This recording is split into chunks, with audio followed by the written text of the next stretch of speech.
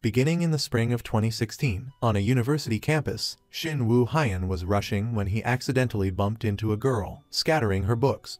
He apologized and picked them up for her. Noticing one remaining, he called out to her, but she walked away without a response. He tried to follow her but couldn't find her. Frustrated, he looked at the book in his hand. Suddenly, it started to rain. "I need to find shelter." Woo-hyun ran to take cover in a hallway, extending his hand to catch the falling raindrops. A girl walked up and stood beside him, holding an umbrella. It's the girl from before. But with the umbrella obscuring half her face, he could only see the necklace around her neck, a key pendant. It matched the lock pendant he was wearing. Before he could say anything, she left again. He returned to his usual delivery job. While speeding down the road, a young man suddenly crossed the street. Wearing headphones, the man probably couldn't hear anything, startling Woo-hyun. A collision seemed imminent. Suddenly, everything froze.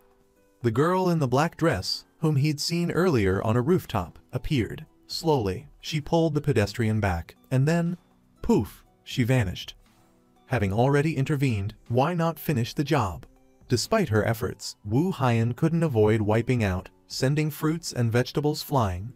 He gestured for the pedestrian to help pick them up, but the young man simply stomped on a pear and walked away. Woo-hyun went home and helped his grandmother chop onions. Seemingly acting out of kindness, he actually wanted some spending money. In truth, Woo-hyun lacked parental love. Having lived with his grandmother since childhood, he cared deeply for her. One day, while walking to school, Woo-hyun saw a man collapse in the street, seemingly from a stroke. He called for help and immediately started CPR. A nearby police officer assisted, but the man remained unconscious. The angel girl appeared again. "Tell his soul to come out quickly." She guided the soul towards heaven. It turned out she was a grim reaper, guiding souls after death. An ambulance arrived to take the man's body to the hospital, while his soul followed the girl. In his haste, Woo-hyun bumped right into the angel. Normally, physical contact with humans didn't affect her, but this time, being bumped by Woo-hyun, she felt something strange. Woo-hyun finally arrived at class. Already admired by the girls for his good looks, his heroic act earlier earned him a desk piled with gifts. Unexpectedly, he shared everything with his friends. The teacher entered the classroom. "Let's begin class." The class was settling down with the dozing teacher when a woman suddenly appeared. She was the mother of a classmate Woo-hyun's crush. She asked, "Who is Woo-hyun?" And when he stood up, she slapped him across the face. She accused him of seducing her daughter and distracting her from her studies. She berated him, claiming he was unworthy of her daughter. Humiliated by her mother's shallow behavior, the girl ran out of the classroom. Witnessing the scene, the teacher asked Woo-hyun to come to the faculty room. Meanwhile, the little angel, Seul-bai, was watching a Korean drama at an electronics store. Even divine beings couldn't resist the allure of handsome actors and dramatic storylines. Her senior angel brother appeared, warning her against getting involved in human affairs.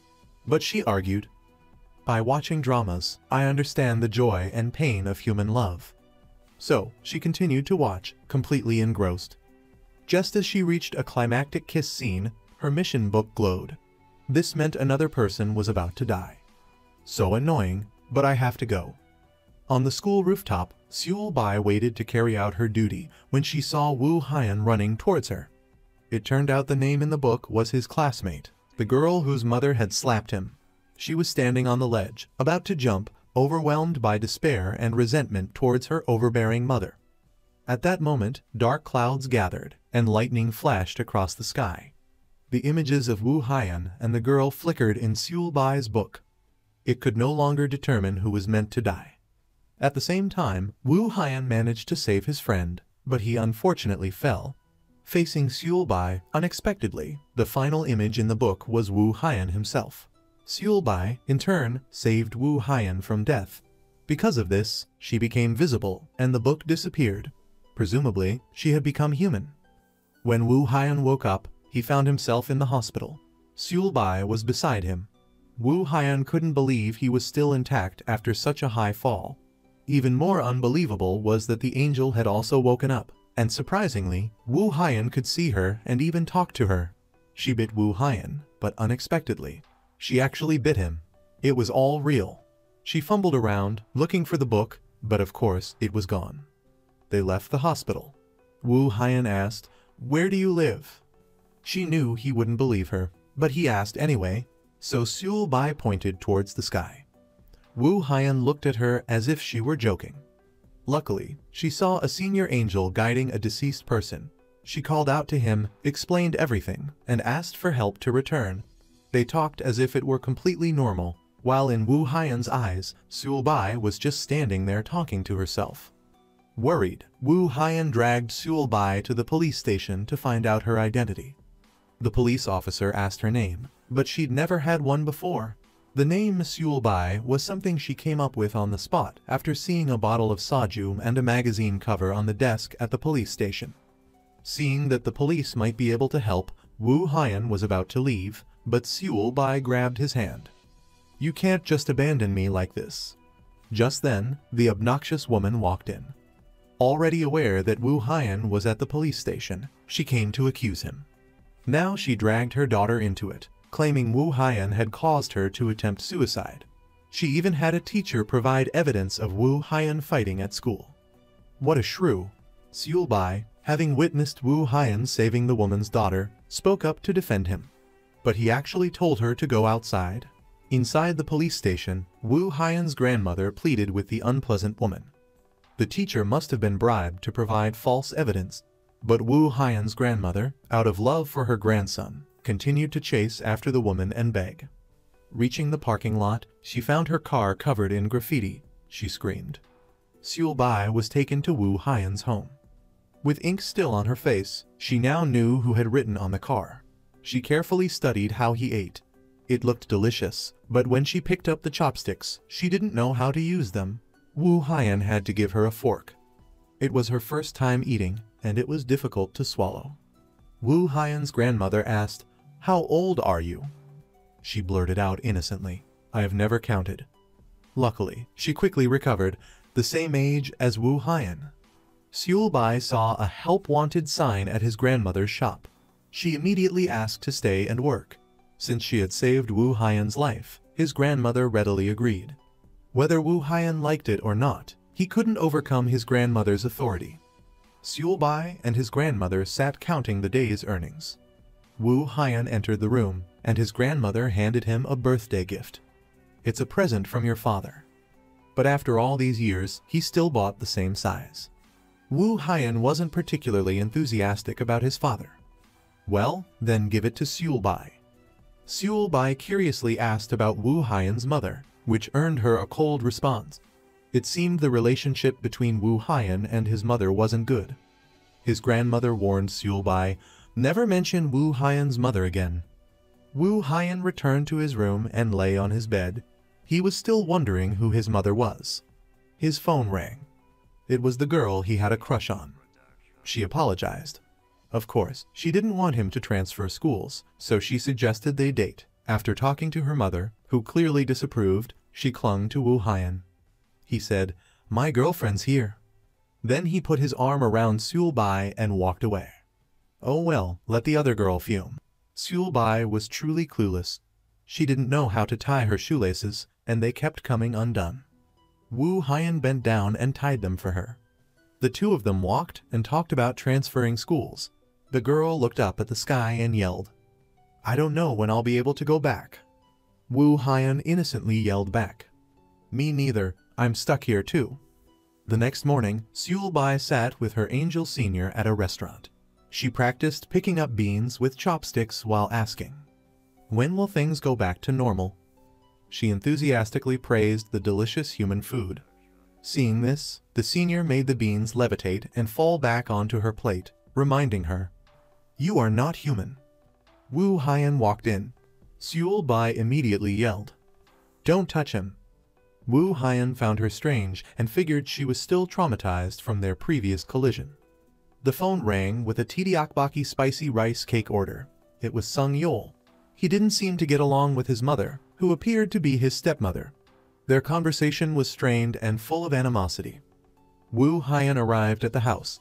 The stepmother opened the door and said they hadn't placed an order, claiming ignorance. Only when Sung Yol's father confirmed the order did she reluctantly accept it. Wu Haiyan didn't have enough change, and it took the father's intervention to smooth things over. Coincidentally, Sung Yol's father was the police officer Wu Haiyan had met at the station, but they didn't seem to recognize each other. And Sung Yol was the student who had caused the car accident. In front of his father, the stepmother acted like they were a happy family. However, when they were alone, they fought like cats and dogs. Who told her to interfere in someone else's family? Sung Yol thought, blaming her for his parents' divorce. At Wu Haiyan's grandmother's Tteokbokki restaurant, the mean old woman hadn't given up. She came to the restaurant, presenting the bill for the car repairs that Seul Bai had doodled on, demanding 10 million won. She also pressured Wu Haiyan to transfer schools, acting as if her daughter was perfect and insisting that Wu Haiyan had seduced her. Wu Haiyan's grandmother, furious, tried reasoning with her, but when that failed, she grabbed a ladle. Wu Haiyan pulled Seul Bai aside and demanded, "Did you really do that?" Seul Bai explained she had only wanted to help him, not realizing it would cause such trouble. Wu Haiyan bluntly told her to leave and never contact him again. What Wu Haiyan didn't know was that he was the only person Seul Bai knew. She wandered the streets, spotting a bookstore with a book that resembled the messenger's notebook and went inside to search. But life wasn't a fairy tale, the notebook wasn't there. Despite sending her away, Wu Haiyan felt guilty and rode his motorcycle around the city. Meanwhile, Seul Bai had shifted her search to a junkyard. She rummaged through the trash but found nothing except a discarded teddy bear, which she took with her, feeling a kinship with its abandonment. Seul Bai ran into a convenience store to escape the rain. Standing outside, she saw Sung Yol eating ramen inside and gulped, her stomach rumbling. Being both wet and hungry was unbearable. But Sung Yol finished his meal. He walked out with an umbrella just as Seul Bai yelled at him. "Jerk!" She was actually thinking of Wu Haiyan. Seeing her pathetic state and her apparent interest in the umbrella, Sung Yol gave it to her. Seul Bai walked alone in the rain, feeling utterly hopeless and desperate to return to being an angel, so she made a reckless decision. Seul Bai threw away the umbrella and stepped into the street as a truck sped towards her. Suddenly, someone yanked her back onto the sidewalk. It was Wu Haiyan. Wu Haiyan angrily shouted, "Are you crazy?" But it was his rejection that had driven her to despair. Feeling pity and seeing no other option, Wu Haiyan took her back to her friend's house. "Ring," Wu Haiyan called again. Seul Bai saw the ringing phone and brought it upstairs to him. Wu Haiyan was taking a shower. Seul Bai innocently flung open the bathroom door to give him the phone. Thankfully, the shower curtain was closed. Wu Haiyan came downstairs and argued with Seul Bai, who remained oblivious. She even asked to see his muscles again. Exasperated by her bizarre behavior, he threw his towel, accidentally hitting his grandmother as she walked down the stairs. His grandmother didn't take his side, instead inviting Seul Bai to dinner. Poor Wu Haiyan. When Seul Bai ate delicious food, she thought of her senior. "If only you could eat delicious food like me," she said out loud, unintentionally letting Wu Haiyan hear. "Who's your senior?" Wu Haiyan asked. "You can't see him, Wu Haiyan. He's not human," she replied. Wu Haiyan threw his uniform in the trash, intending to transfer schools. The next morning, however, he saw Seul Bai wearing the very uniform he'd discarded. "She's so mischievous," he thought. The uniform was still new, and she didn't have any clothes of her own, having only worn her grandmother's clothes until now. It seemed a waste to throw it away. Seeing this, Wu Haiyan's grandmother gave him money to buy a new uniform and, while he was at it, a decent outfit for Seul Bai. They went to a clothing store, but Seul Bai couldn't find anything she liked. She insisted on buying a girl's uniform just like Wu Haiyan's. "But you don't even go to school," he exclaimed. He decided to indulge her. While walking down the street, they stopped at a cafe so Seul Bai could check her hair in the mirror. She unwittingly positioned herself right in front of Sung Yol, whose father and stepmother were celebrating his birthday there. Annoyed by their presence, Sung Yol abruptly left. His stepmother followed him out, only to have her purse snatched by a thief. Sung Yol's father, who had also come outside, immediately chased after the thief. Seul Bai, ever eager, joined the pursuit. Wu Haiyan, wanting no part in the dangerous situation, couldn't stop Seul Bai in time and had no choice but to chase after her as well. The thief ran into a dead end just as Wu Haiyan caught up. The two struggled. The thief pulled out a wooden plank. At that moment, Seul Bai, using all her remaining power, pointed her finger and the plank was suddenly yanked backward. Wu Haiyan, seizing the advantage, overpowered the thief. A police officer arrived just in time to handcuff the thief. Seul Bai, exhausted from using her magic, collapsed into Sung Yul's arms. Wu Haiyan ended up carrying her home. Seul Bai lay on the rooftop. Her senior visited her to check on her and gave her some paperwork to help her obtain identification. After all, being human for several days without any identification was problematic. Wu Haiyan's grandmother, feeling unwell, sat downstairs taking medicine. Suddenly, Seul Bai appeared, and the grandmother quickly hid the medicine under the table. Seeing the grandmother ironing Wu Haiyan's uniform, Seul Bai brought out her own uniform and asked her to iron it as well. The grandmother was surprised to see Seul Bai had bought a uniform. Suddenly, she asked, "Seul Bai, do you like Wu Haiyan?" Seul Bai admitted it, figuring denial would be futile. Although she meant it lightly, Wu Haiyan seriously rejected her confession. The three of them ate breakfast together. Wu Haiyan ate leisurely, checking the clock and assuring his grandmother he wouldn't be late. Unbeknownst to him, the bird in the cuckoo clock had long since expired. Consequently, Wu Haiyan had to sprint to school. His troubles weren't over. How would he get past the school disciplinarian?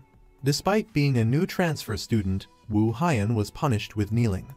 He then got caught up in his friend's antics and was punished further, along with others, by being made to run. Finally, he was led to his classroom by his homeroom teacher. The girls in the class were immediately smitten with Wu Haiyan. He enthusiastically sang an introductory song and was assigned to sit next to Chun Sik. Chun Sik was somewhat naive and often bullied by the class thugs. That day, they dragged Chun Sik into the restroom for an initiation for his new deskmate. They then acted tough, telling Chun Sik to open the door and come out. The moment Chun Sik unlocked the door, Wu Haiyan rushed in and locked it again, pretending to have a stomachache, just in time to save his friend. Sung Yul was also there. Thanks to his intervention, the bullies finally left, as skipping ethics class meant their parents would be called. The ethics teacher was Sung Yul's stepmother. She had already started her lesson when Wu Haiyan and Sung Yul entered. She immediately sent them out. While appearing gentle at home, she was known for her strictness at school. Not content to stand outside quietly, Sung Yul punched Wu Haiyan twice to get the teacher's attention.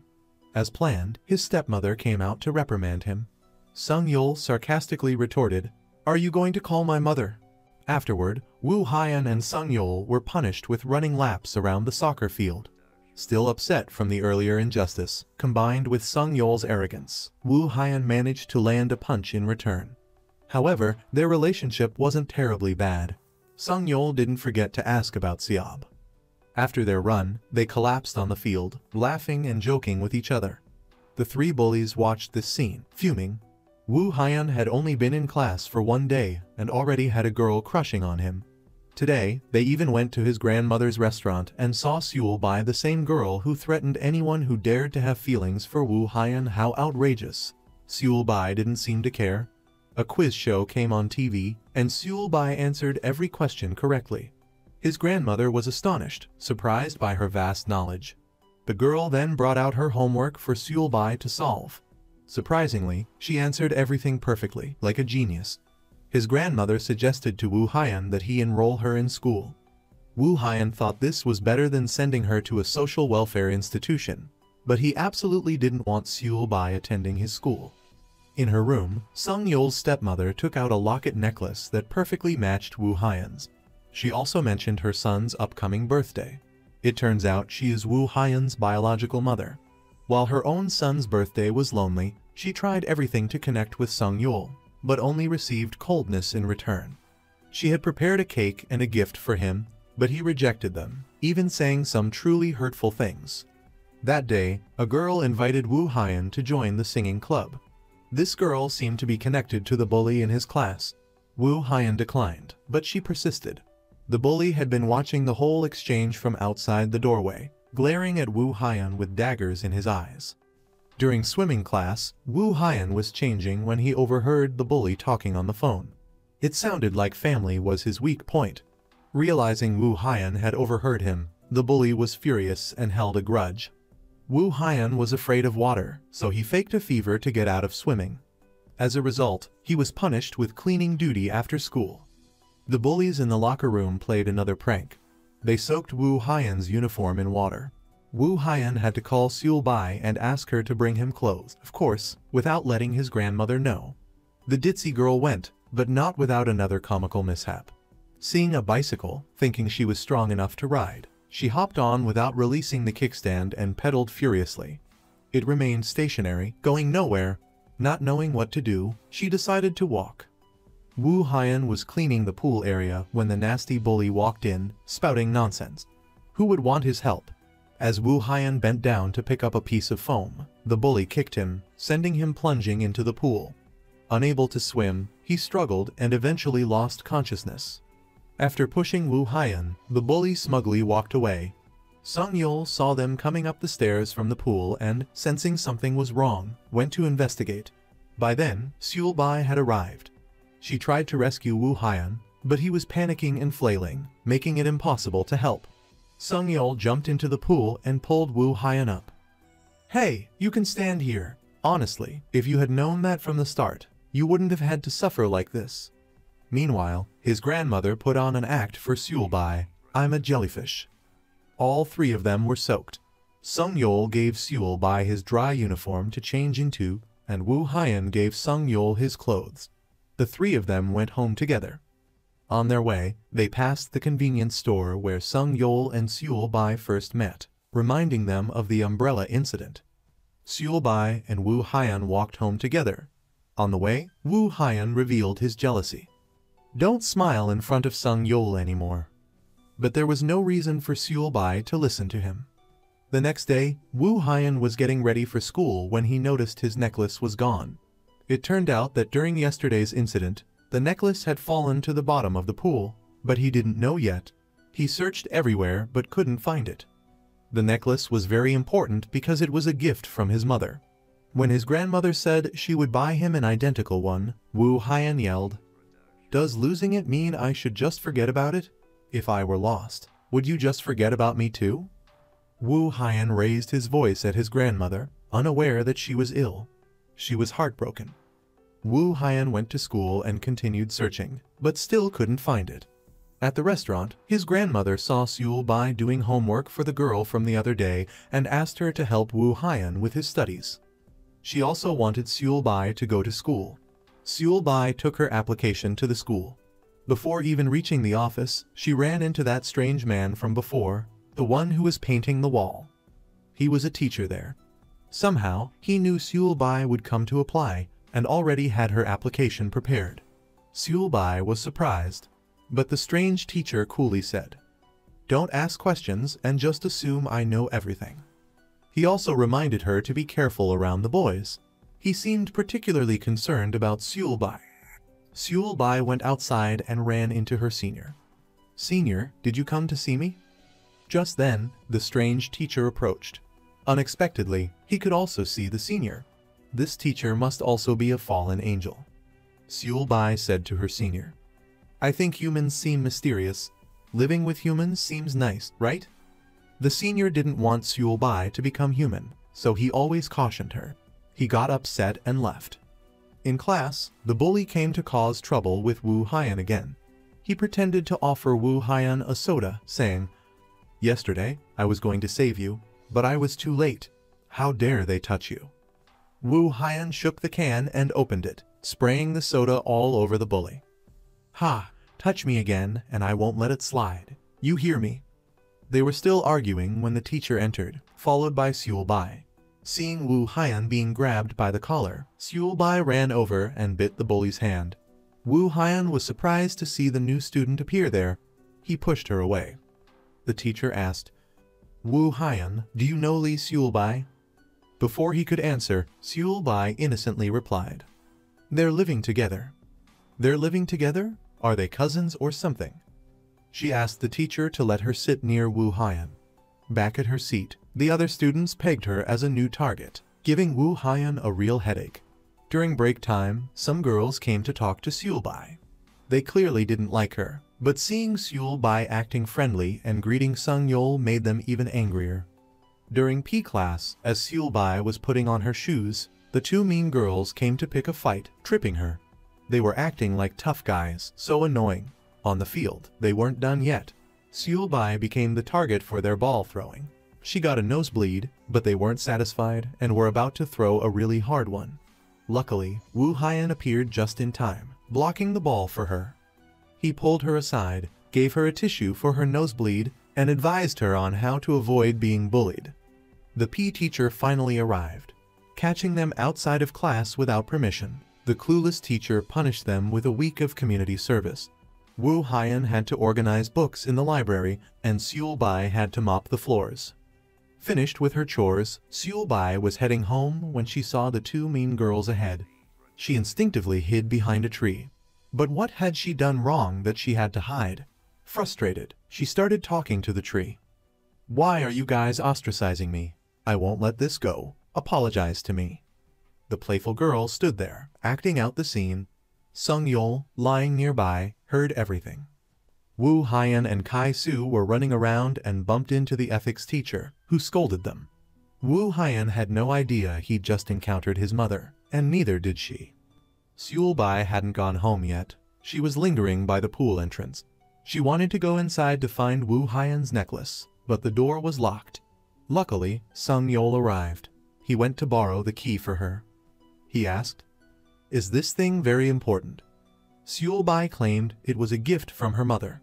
Not knowing how to find it, she put on goggles and dipped her face into the pool to look. But after several attempts, she still couldn't find it. Seulbai gave up and left. Sung Yul, who was always kind to Seulbai, stayed behind and found the necklace. The two mean girls were at a coffee shop. What were they up to now? One of them called a rice cake shop and ordered a delivery. At that time, Wu Haiyan and Kai Su were at an internet cafe, feeling hungry. They decided to grab a bite and ended up at the same coffee shop, forcing the two girls to sneak out. Just then, Seulbai arrived with the rice cakes, but no one was there to receive them. The three of them witnessed a scene. A man was extorting money from a female employee. It turned out he was her father, but he had never supported her and was notorious for stealing her extra earnings. The police officer arrived just in time to arrest him. The girl was quite upset, so the three of them went to a different shop. At that moment, Wu Haiyan received a call from an unknown number, but the caller wanted to speak with Seulbai. It turned out to be Sung Yul. He told her that he had found the necklace. Seulbai immediately left to meet Sung Yul, leaving Wu Haiyan in charge of the grandmother's errand. Sung Yul was in his room, admiring the necklace, when his stepmother brought him some fruit. She was surprised to see the necklace and asked who it belonged to. Sung Yul said it belonged to his friend, and she couldn't help but be curious about this friend. Sung Yul went to meet Seulbai. Seulbai was delighted to see the necklace. In the distance, they saw the teacher. Of course, she wanted to see her son, but unexpectedly it was a girl, which wasn't quite right. The two of them went to an arcade. Seulbai was driving a game car, but she was terrible at it. Sung Yul instinctively grabbed the steering wheel, accidentally grabbing her hand in the process. Seulbai played a claw machine game, won a toy car, and gave it to Sung Yul as a thank you. Sung Yul asked, "Are you planning to stay with Wu Haiyan indefinitely? Until I find something. You lose things quite often, don't you?" Sung Yul hinted at taking Seulbai home, but she said she could go back by herself. Meanwhile, Wu Haiyan and Kai Su had to go to the supermarket to buy groceries for the grandmother. While looking for tofu, Wu Haiyan bumped into their ethics teacher. They greeted her and were about to leave, but the teacher overheard Kai Su call Wu Haiyan's name and asked about it. The teacher was surprised. The name matched her son's. Wu Haiyan and Kai Su then returned to the shop. Out of curiosity, the teacher followed them and hid behind a telephone pole, where she unexpectedly saw the grandmother. Upon seeing her, the teacher became certain that Wu Haiyan was her son. Mr. Philip, a regular customer, came to eat as usual. The homeroom teacher and the school nurse also arrived. Hearing Wu Haiyan greet the teacher, the grandmother welcomed him warmly. Mr. Philip said, "Come, sit down," and was scolded by the grandmother. How can you be so disrespectful to the teacher? She hadn't known that Philip was a teacher at the school. Wu Haiyan and the nurse noticed Mr. Philip, while the homeroom teacher noticed the nurse. Mr. Philip was quite indifferent, making the situation rather awkward. Seul Bai still hadn't returned. The grandmother told Wu Haiyan to look for her. She pretended not to care, but she was actually worried sick. He thought about calling Song Yol, but was too embarrassed, so he decided to go out and look for her. Seul Bai didn't have a phone, so Wu Haiyan decided to buy her one so they could stay in touch. Seul Bai was happily running home. While turning a corner, she was accidentally knocked down by a cyclist, and her necklace flew off. There it was, on a sewer grate. Suddenly, a man splashed a basin of water on Seul Bai, causing the necklace to fall into the sewer. How could she retrieve it? Seul Bai used her powers to try and pull the necklace up. But it wasn't easy because she wasn't as strong as before. Late into the evening, Wu Haiyan finally found Seul Bai. Her face was dirty, and she was stumbling as she walked. "I found your necklace," Seul Bai said, placing it around Wu Haiyan's neck. Wu Haiyan was touched, patting her head and thanking her. But what was that smell on his hand? It must be the sewer. What else could it be? The senior had been secretly observing Seul Bai. Seeing him from afar, Seul Bai ran towards him. She asked, "Why do you keep avoiding me?" As Wu Haiyan approached, the senior disappeared. Wu Haiyan asked if Seul Bai had seen someone she knew or if she had remembered anything. But Seul Bai fainted because she had used her powers earlier. Wu Haiyan had to carry her home. Seul Bai was sweating profusely and had developed a fever. Wu Haiyan took care of her and bought her medicine in the middle of the night. The next morning, Seul Bai woke up in Wu Haiyan's room. He was asleep on the sofa. Seul Bai covered the guy with a blanket. By now, Wu Haiyan had woken up. Seul Bai was sitting on the rooftop. Wu Haiyan also went up to air out a blanket, and, while he was at it, gave Seul Bai the phone he bought for her yesterday. Instead of just handing it over, he pretended to throw it so Seul Bai would have to beg for it. Seul Bai, curious, took a picture of Wu Haiyan. Wu Haiyan grimaced and said, "Delete it." Seul Bai just wanted a keepsake, in case they wouldn't see each other again later. Seeing this, Wu Haiyan took a selfie with Seul Bai, finally giving in. Wu Haiyan was happy to have found his necklace. He and Seul Bai went to school together. Seul Bai, with her new phone, kept staring at it as they walked. Seeing Song Yol in the distance, Seul Bai ran over and gave him her phone to save his number. Was she trying to provoke Wu Haiyan? This girl dared to get another guy's number using the phone he gave her. Wu Haiyan, turning away carelessly, almost caused an accident with the ethics teacher's approaching car. The teacher looked at the two boys standing next to each other, bewildered. Kai Su, afraid the teacher was about to lose it, quickly pulled Wu Haiyan away. Class ended. Was it lunchtime yet? The snobby girls in the class were arguing again about food. It was just about dieting, but the argument escalated into one side having a dog-like figure and the other a cat-like figure. Were they that bored? Meanwhile, Seul Bai, Wu Haiyan, and Kai Su sat together at a table in the cafeteria. They bickered like cats and dogs, constantly going back and forth. Seul Bai saw Song Yol and called him over to join them. Wu Haiyan wasn't thrilled, but he tolerated it.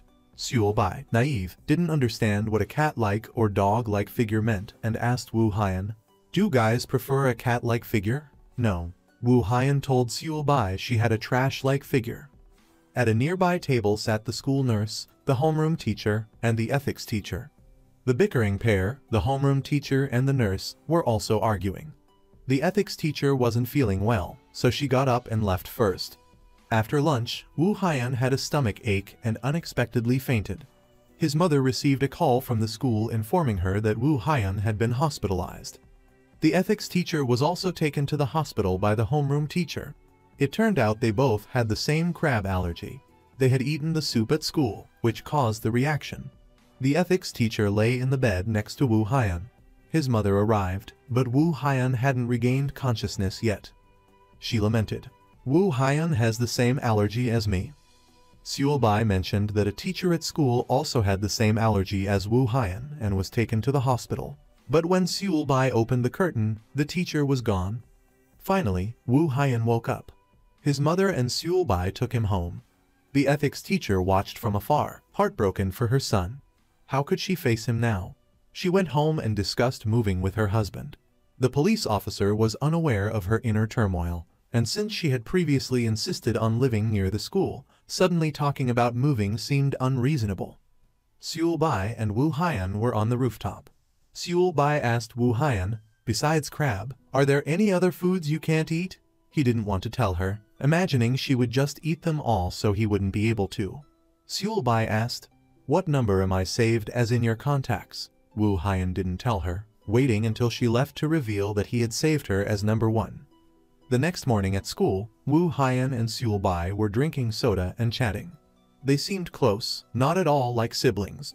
The two girls from before came over to ask about Wu Haiyan's illness from yesterday, and he pretended to push Seul Bai away. One of the girls tried to lure Wu Haiyan away to look at her homework, but he flatly refused. Elsewhere, some bullies were messing with Chun Sik. They threw books and forced Chun Sik to catch them. If he failed, he'd lose 10,000 won. They threw another book, and Seul Bai stepped in and caught it. Damn, Seul Bai is good at this. Thinking she could earn some money, she threw the book back at the bully, angering him. Wu Haiyan told Seul Bai to bring her troll chain outside. At this point, Sung Yul stood up and slipped some money into the bully's pocket. This infuriated him even more. As Sung Yul was putting away his things and closing his locker door, the bully slammed the door shut, trapping Sung Yul's hand inside. It seemed that Sung Yul had saved the bully's life in the past, but seeing the bully's current state made Sung Yul regret saving him, viewing him as trash. In the restroom, Wu Haiyan asked Sung Yul what his relationship was with Choi Ju, the thug. Apparently, he had witnessed their earlier altercation. Sung Yul didn't answer, but it was clear that Yi Suk had never dared to mess with Sung Yul before. It probably had something to do with their past.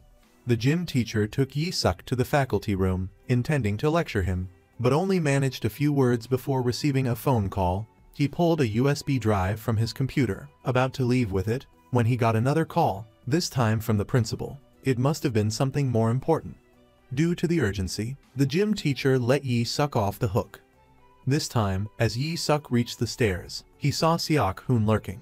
It seemed he had stolen the data from the USB drive. Seok Hoon was a diligent student, but he could never surpass Sung Yul. Seok Hoon went somewhere private to read the contents, and it turned out to be the midterm exam.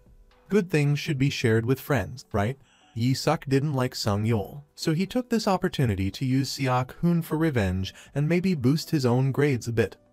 Seul Bai and Wu Haiyan were studying together. Seul Bai saw Wu Haiyan blowing bubbles with his gum and wanted to try. Wu Haiyan gave her detailed instructions, but she still couldn't do it. Suddenly, Seul Bai asked, "Are you and Yi not a couple?" Hearing this, Wu Haiyan teased her relentlessly, saying she was so jealous she couldn't speak. That morning, Sung Yul's father made a lavish breakfast for his stepmother. Seeing this, Sung Yul became even more resentful, remembering how his father never even cooked his real mother a pot of noodles. He refused to eat, stormed out, and skipped school. Meanwhile, Seul Bai was chopping onions at the store. Her grandmother hadn't slept well, so Seul Bai woke up early to help her. Wu Haiyan came downstairs and was startled when Seul Bai turned around. He ended up sharing his secret trick for chopping onions, wearing a helmet. Just as she put it on, her grandmother came downstairs, startling Wu Haiyan as well. He'd been scared twice in one morning. Today was exam day, and Seul Bai had told her grandmother that Wu Haiyan hadn't even graduated elementary school yet, causing his grandmother to make them practice hiding in their room. She didn't seem to be feeling well. At school, as soon as Seok Hoon entered the classroom, Yi Suk pulled him aside and asked, "Are you ready? Hand over the answer sheet." Whatever Yi Suk was planning, it couldn't be good. The ethics teacher, a student's worst nightmare, entered the room to proctor the exam. She was notorious for catching anyone with cheat sheets. After the exam papers were distributed, Seok Hoon discreetly hid one of the answer sheets while Yi Suk asked for a new one. His plan was to wait for Seok Hoon to fill out the answers and then copy them. But things didn't go as planned. During the exam, the teacher noticed Yi Suk acting suspiciously. She told him to put his hands on his head and caught him red-handed. "Whose is this?" she demanded. Caught with no way out, he claimed it was Sung Yul's. Sung Yul and Yi Suk were in the faculty room with their homeroom teacher. The teacher couldn't believe one of his students would cheat. Wu Haiyan remembered seeing Yi Suk repeatedly kicking Seok Hoon's chair during the exam. Realizing something was amiss, he returned to the classroom and asked Kai Su to take Seul Bai home. Sung Yeol and his stepmother were sitting in a room. Surprisingly, she believed he was guilty. She assumed, as always, that he did it out of spite. You could fail because of this. Why would you be so foolish as to ruin your life like this? Sung Yeol didn't bother explaining, simply saying, ever since you showed up, even if I get a perfect score, I'm not happy. Deeply hurt, his stepmother called his father. The teacher, dejected, went downstairs. Wu Haiyan arrived, insisting that Sung Yeol wasn't responsible. Although he hadn't actually seen Seok Hoon hand over the answers, he promised to do everything he could to prove Sung Yeol's innocence. As Wu Haiyan said goodbye to the teacher, she inquired about his health after his recent allergic reaction. Like any mother, she cared about him and reminded him to take his medication properly. Leaving the school, Wu Haiyan encountered a familiar car. Yi Suk's father stepped out. Their relationship was strained. His father berated him for causing him embarrassment. He had even taken a paternity test to prove Yi Suk wasn't his son, but the results weren't what he'd hoped for. With that, he left. Wu Haiyan had been hiding, but Yi Suk saw his feet and grabbed him by the collar. On one side, Sung Yeol was on his way home when Seul Bai's messages kept popping up. Knowing he was feeling down, she invited him to her rice cake shop. While Seul Bai and Sung Yeol were chatting, Wu Haiyan was getting badly beaten up by a group of thugs for eavesdropping earlier. Seul Bai and Sung Yeol became worried when Wu Haiyan didn't come home or answer his phone. She called him. Yi Suk picked up the phone. It was Seul Bai. He told her to come over as well, despite Wu Haiyan's protests. Seul Bai and Sung Yeol rushed to the scene. Yi Suk sat on his motorcycle while two other guys held Wu Haiyan. He intended to run Wu Haiyan over. When Seul Bai and Sung Yeol arrived, Seul Bai used her magic to stall Yi Suk's motorcycle. Immediately after, she fainted. Sung Yeol jumped in to fight the thugs and save Wu Haiyan. Chaos erupted. The strange old man from before appeared out of nowhere, pulled out a pink horn and started playing it dramatically, motioning for Sung Yeol and Wu Haiyan to escape. Thanks to the old man's distraction, they got away. They woke Seul Bai up and went home together. The two boys were still at odds, bickering like cats and dogs. Seul Bai had to force their hands together to make them reconcile. A little creepy, but maybe it would work. Seul Bai applied ointment to Wu Haiyan's wounds. Turns out, it was her grandmother's anti-itch cream. She had been earnestly applying it to Wu Haiyan's cuts and bruises. Seeing how often Seul Bai fainted, Wu Haiyan searched online for foods that could help with narcolepsy and made a note of good things for her to eat. The next morning, he made breakfast with salad and kiwi, just like the internet suggested. When his grandmother asked, he pretended to be thoughtful, saying he made it because she looked tired. Following Wu Haiyan's advice, Sung Yeol, who had injured his right hand, wrote with his left. At school, the teacher was comparing Sung Yeol's and Yi Suk's answer sheets, noticing the handwriting was completely different. It was clear, but when it went to the faculty meeting, the other teachers wanted to sweep the issue under the rug, having been bribed by Yi Suk's father. The gym teacher constantly defended Yi Suk, and the principal gave Yi Suk only school detention as punishment. Yi Na saw Wu Haiyan's injuries and asked if he was okay. Wu Haiyan said he was fine. As he turned around, he ran into their homeroom teacher. The three thugs, also sporting injuries, walked by, seeing the teacher too late to turn back. The teacher told them to hold out their hands, expecting punishment, but instead, he gave them vitamin supplements. Yi Na got some too. It turned out to be a gift the teacher prepared to boost the students' morale before the college entrance exams. The homeroom teacher met with Yi Suk privately and encouraged him to use this incident as a lesson and study seriously. But Yi Suk seemed unfazed, walking away with his usual arrogant air. With his attitude, Yi Suk was looked down upon wherever he went. Seok Hoon called him the top student from the bottom up, and Ji called him bad luck.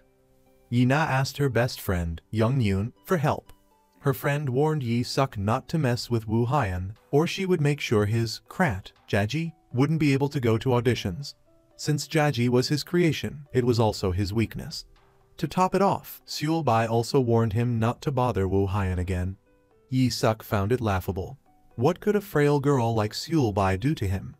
Today, they had to work on a group assignment.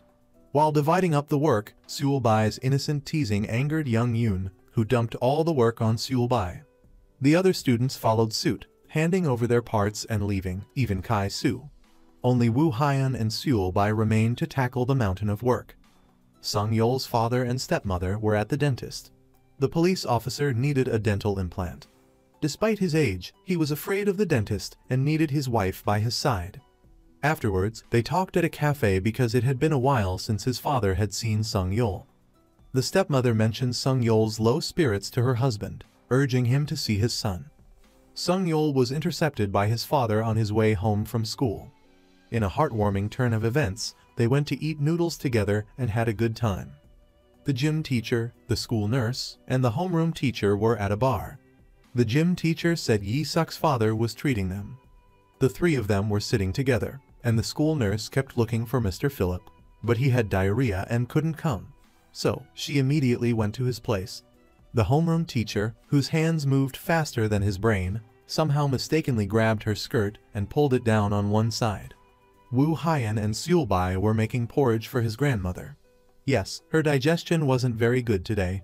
While cooking, they inadvertently mentioned their lie about being cousins in class, unaware that Yi-na was standing outside and had overheard everything.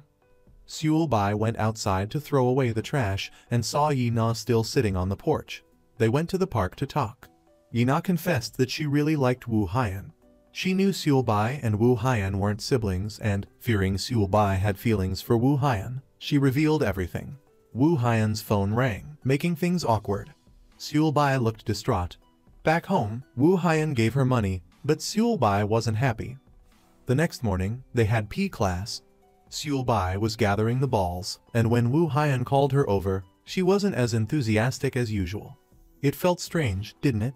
She carried the basket of balls alone to put them away, but it was too heavy, and she dropped it. Yi-na, afraid Woo Hyun would show concern, pretended to fall while carrying the basket, injuring her ankle. Woo Hyun took Yi-na to the nurse's office, leaving Seulbai to pick up the balls alone. Sung-yeol came over and helped her with the basket. Meanwhile, Woo Hyun and Yi-na waited for the nurse, who was nowhere to be seen, which suited Yi-na just fine. Actually, she was striving to be good at sports to get into a good university, to please her mother. Sung-yeol met Seulbai on his way home from school and invited her for ice cream. They ended up browsing lipsticks at a cosmetics store. After Seulbai bought one, Sung-yeol went to get ice cream and ran into the strange old man who called out to him. Today, he was selling ice cream again. He always seemed to appear when needed. The old man gave Sung-yeol 2 ice cream cones for free. Seulbai accidentally got ice cream on Sung-yeol's shirt.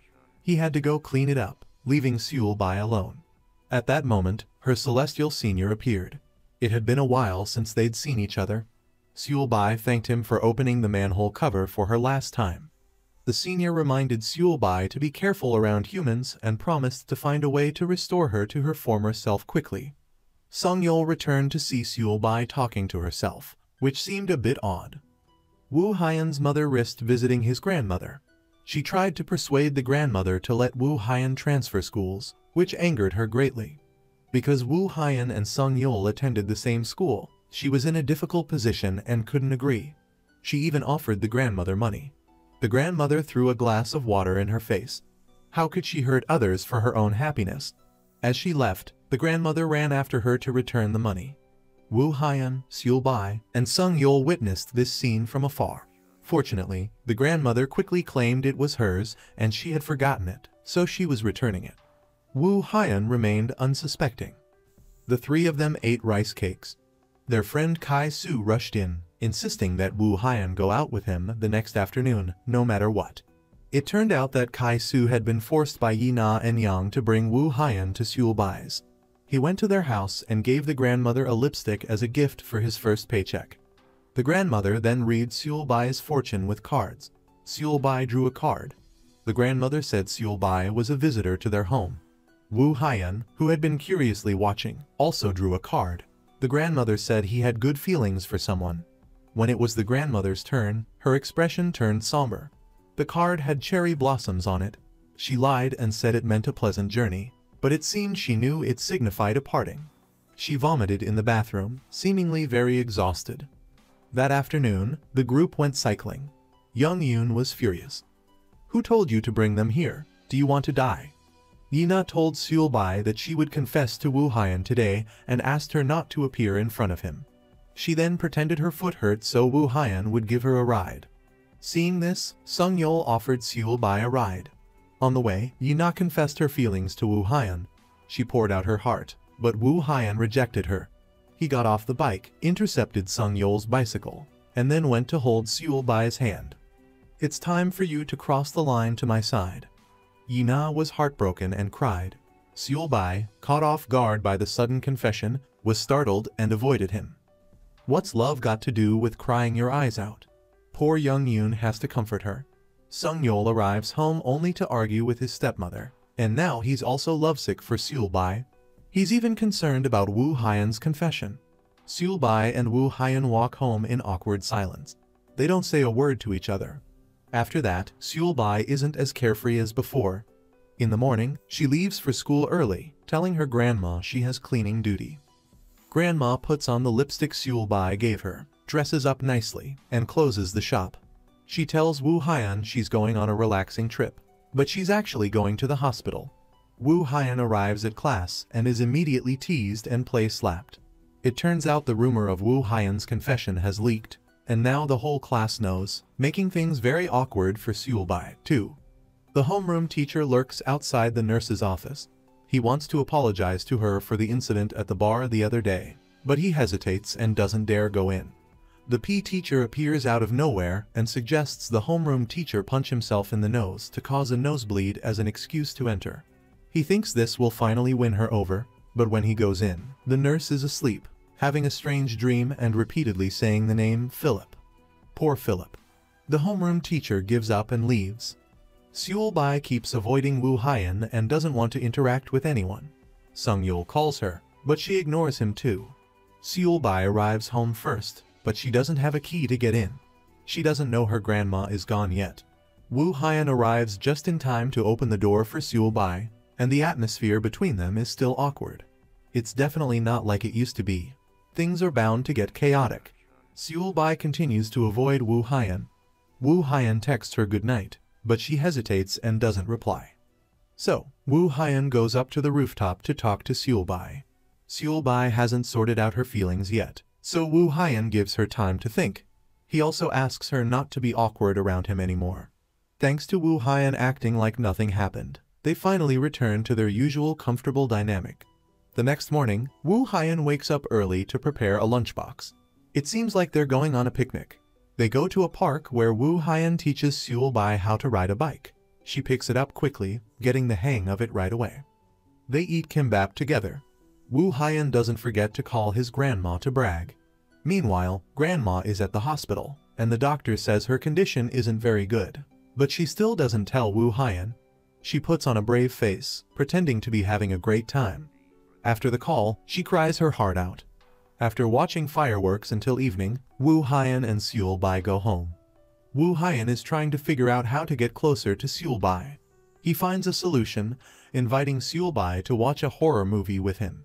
Just as a ghost pops up on screen, someone tries the shop's door code. It unlocks. The person sneaks inside, and the man cuts the power just as the ghost appears on screen. Woo Hyun is so scared he faints. He wakes up only to be scared again by Seulbai. He's a scaredy cat who tries to watch horror movies. The man who entered the shop is that strange uncle. That guy is surprisingly quick and sneaky. Sung Yeol's dad and the homeroom teacher are patrolling the school when they come across Yi Suk's gang bullying Chun Sik. Luckily for Chun Sik, they arrive just in time, which also provides a convenient distraction for the strange uncle. Suddenly, the homeroom teacher gets punched out of the blue. Seulbai and Woo Hyun's house is still dark. They light candles, creating a romantic atmosphere. This is just like a movie. What's the next scene going to be? Seulbai blurts out, kissing, and is mortified. Woo Hyun goes to bed first. The next morning, Seulbai arrives at school early for cleaning duty, not forgetting to make fish sushi for Woo Hyun. Woo Hyun opens his lunch and finds fish, but it's fish-shaped snacks. They taste pretty bad, but he forces himself to eat his girlfriend's cooking. At school, Seulbai is arranging the desks and chairs. Luckily, a senior lends a hand and quickly puts everything in order. The senior then gives Seul-Bai a black notebook. It belonged to previous angels who wanted to become human and handed it over. The senior says that Seul-Bai just needs to make a vow, and after a week, she can become an angel again. She doesn't seem as enthusiastic as before. The homeroom teacher hadn't given up yet. Today, he even prepared coffee to apologize to the school nurse. Of course, she didn't accept it. The gym teacher urged him on, leading the homeroom teacher to accidentally splash the coffee on her. Insult to injury. The two teachers ran away the best course of action. Back in the classroom, Seul-Bai was trying to study, but her mind kept wandering back to the notebook. She took it out to look at it, but Wu Haiyan couldn't see it. He just told her to focus, and they started joking around. They ended up getting punished by the teacher and had to stand for the rest of the class. What were Young Yoon and Yina up to now? They gave Seul-Bai a Coke and some ice cream, mischievously telling her to eat and drink them both at once. The result? Seul-Bai sprayed it all over Yina's shirt. Seeing Wu Haiyan approaching, Yina put on an innocent face. Wu Haiyan apologized to Yina and pulled Seul-Bai away. The two girls thought he was concerned about them. Sung Yeol caught up with Wu Haiyan in the bathroom and warned him. If you're in love with her, protect her properly. Seul-Bai is going through a lot because of you. Don't worry, if anyone's going to protect her, it'll be me, not you. Seul-Bai felt terrible about staining Yina's shirt. She wanted to go home early so Wu Haiyan and Kai-Su could go play video games. Arriving at the store, she saw a strange man lurking outside. It turned out he was a real estate agent. He came to inform her that someone had bought the store. She had no idea her grandmother was planning to sell it. Seul-Bai called her grandmother, who told her not to tell Wu Haiyan and that she would handle it. Wu Haiyan and Kai-Su weren't playing video games, though. They were sewing teddy bears. It turned out Kai-Su had tricked Wu Haiyan into helping him. Kai-Su was working extra to buy a gift for his younger brother. Wu Haiyan, while working, didn't forget to ask for a bear to give to Seul-Bai. At home, Seul-Bai was fiddling with the notebook, unsure whether to make a wish. Just then, Yina called, saying she didn't want to live anymore. Take good care of Wu Haiyan, she said. Hearing this, Seul-Bai rushed to Yina's side, where she cried and complained. After a while, Yina asked Seul-Bai to buy tissues and water, telling her to leave her bag and use Yina's money. It turned out to be something shady. She slipped something into Seul-Bai's bag. Before Seul-Bai left, Yina reminded her not to tell Wu Haiyan they had met. On her way home, Seul-Bai ran into Wu Haiyan. He gave her the teddy bear and told her to hold its hand. She thought he meant to hold his hand, but no, he meant the bear's. And so, the young couple happily walked home. Today, Seul-Bai and Wu Haiyan met Kai-Su at school. They planned to play basketball and get pizza. Seeing Sung Yeol, Seul-Bai invited him to join them on the school grounds. Young Yoon and Yina were asking for help with something. It didn't bode well. Sure enough, Yina went into class complaining that she had lost her phone, which also had money in it. It went without saying that she had slipped it into Seul-Bai's bag the night before. Meanwhile, Yi-Suk and his crew were in the bathroom, pulling a prank, showing off the phone. They stuffed money into it and told Chun-Sik to put it in Seul-Bai's bag. During gym class, Chun-Sik stood up and announced, "My phone is missing." The teacher asked everyone to put their bags up for inspection.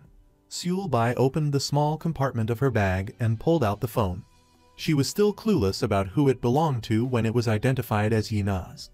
At that moment, Yina reported that she had lost her phone after meeting Seul-Bai last night. The teacher asked Seul-Bai to empty the small pocket of her bag, revealing more money belonging to Yina. The teacher gave the phone to Yina to check. Yina pretended to open the phone and claimed the money inside was gone. Seul-Bai, Yina, and Chun-Sik were taken to the teacher's office. The evidence seemed damning, so the homeroom teacher and the gym teacher believed it was true, despite Seul-Bai's insistence that she hadn't done it. Although Seul-Bai was only punished with a week of school cleaning duty, her reputation was severely damaged. Seul-Bai confronted Yina to get to the bottom of it, but Yina showed no remorse, instead blaming Seul-Bai for showing up and stealing her love. Upon seeing Seul-Bai, Wu Haiyan immediately pulled her aside to ask about the truth. However, his clumsy wording led Seul-Bai to misunderstand that he didn't believe her, causing her to storm off angrily. Meanwhile, Chun-sik was beaten up in the equipment room. Under pressure, he was forced to confess that he'd done it himself. A while later, both Woo Hyun and Seul Bai went to see Chun-sik.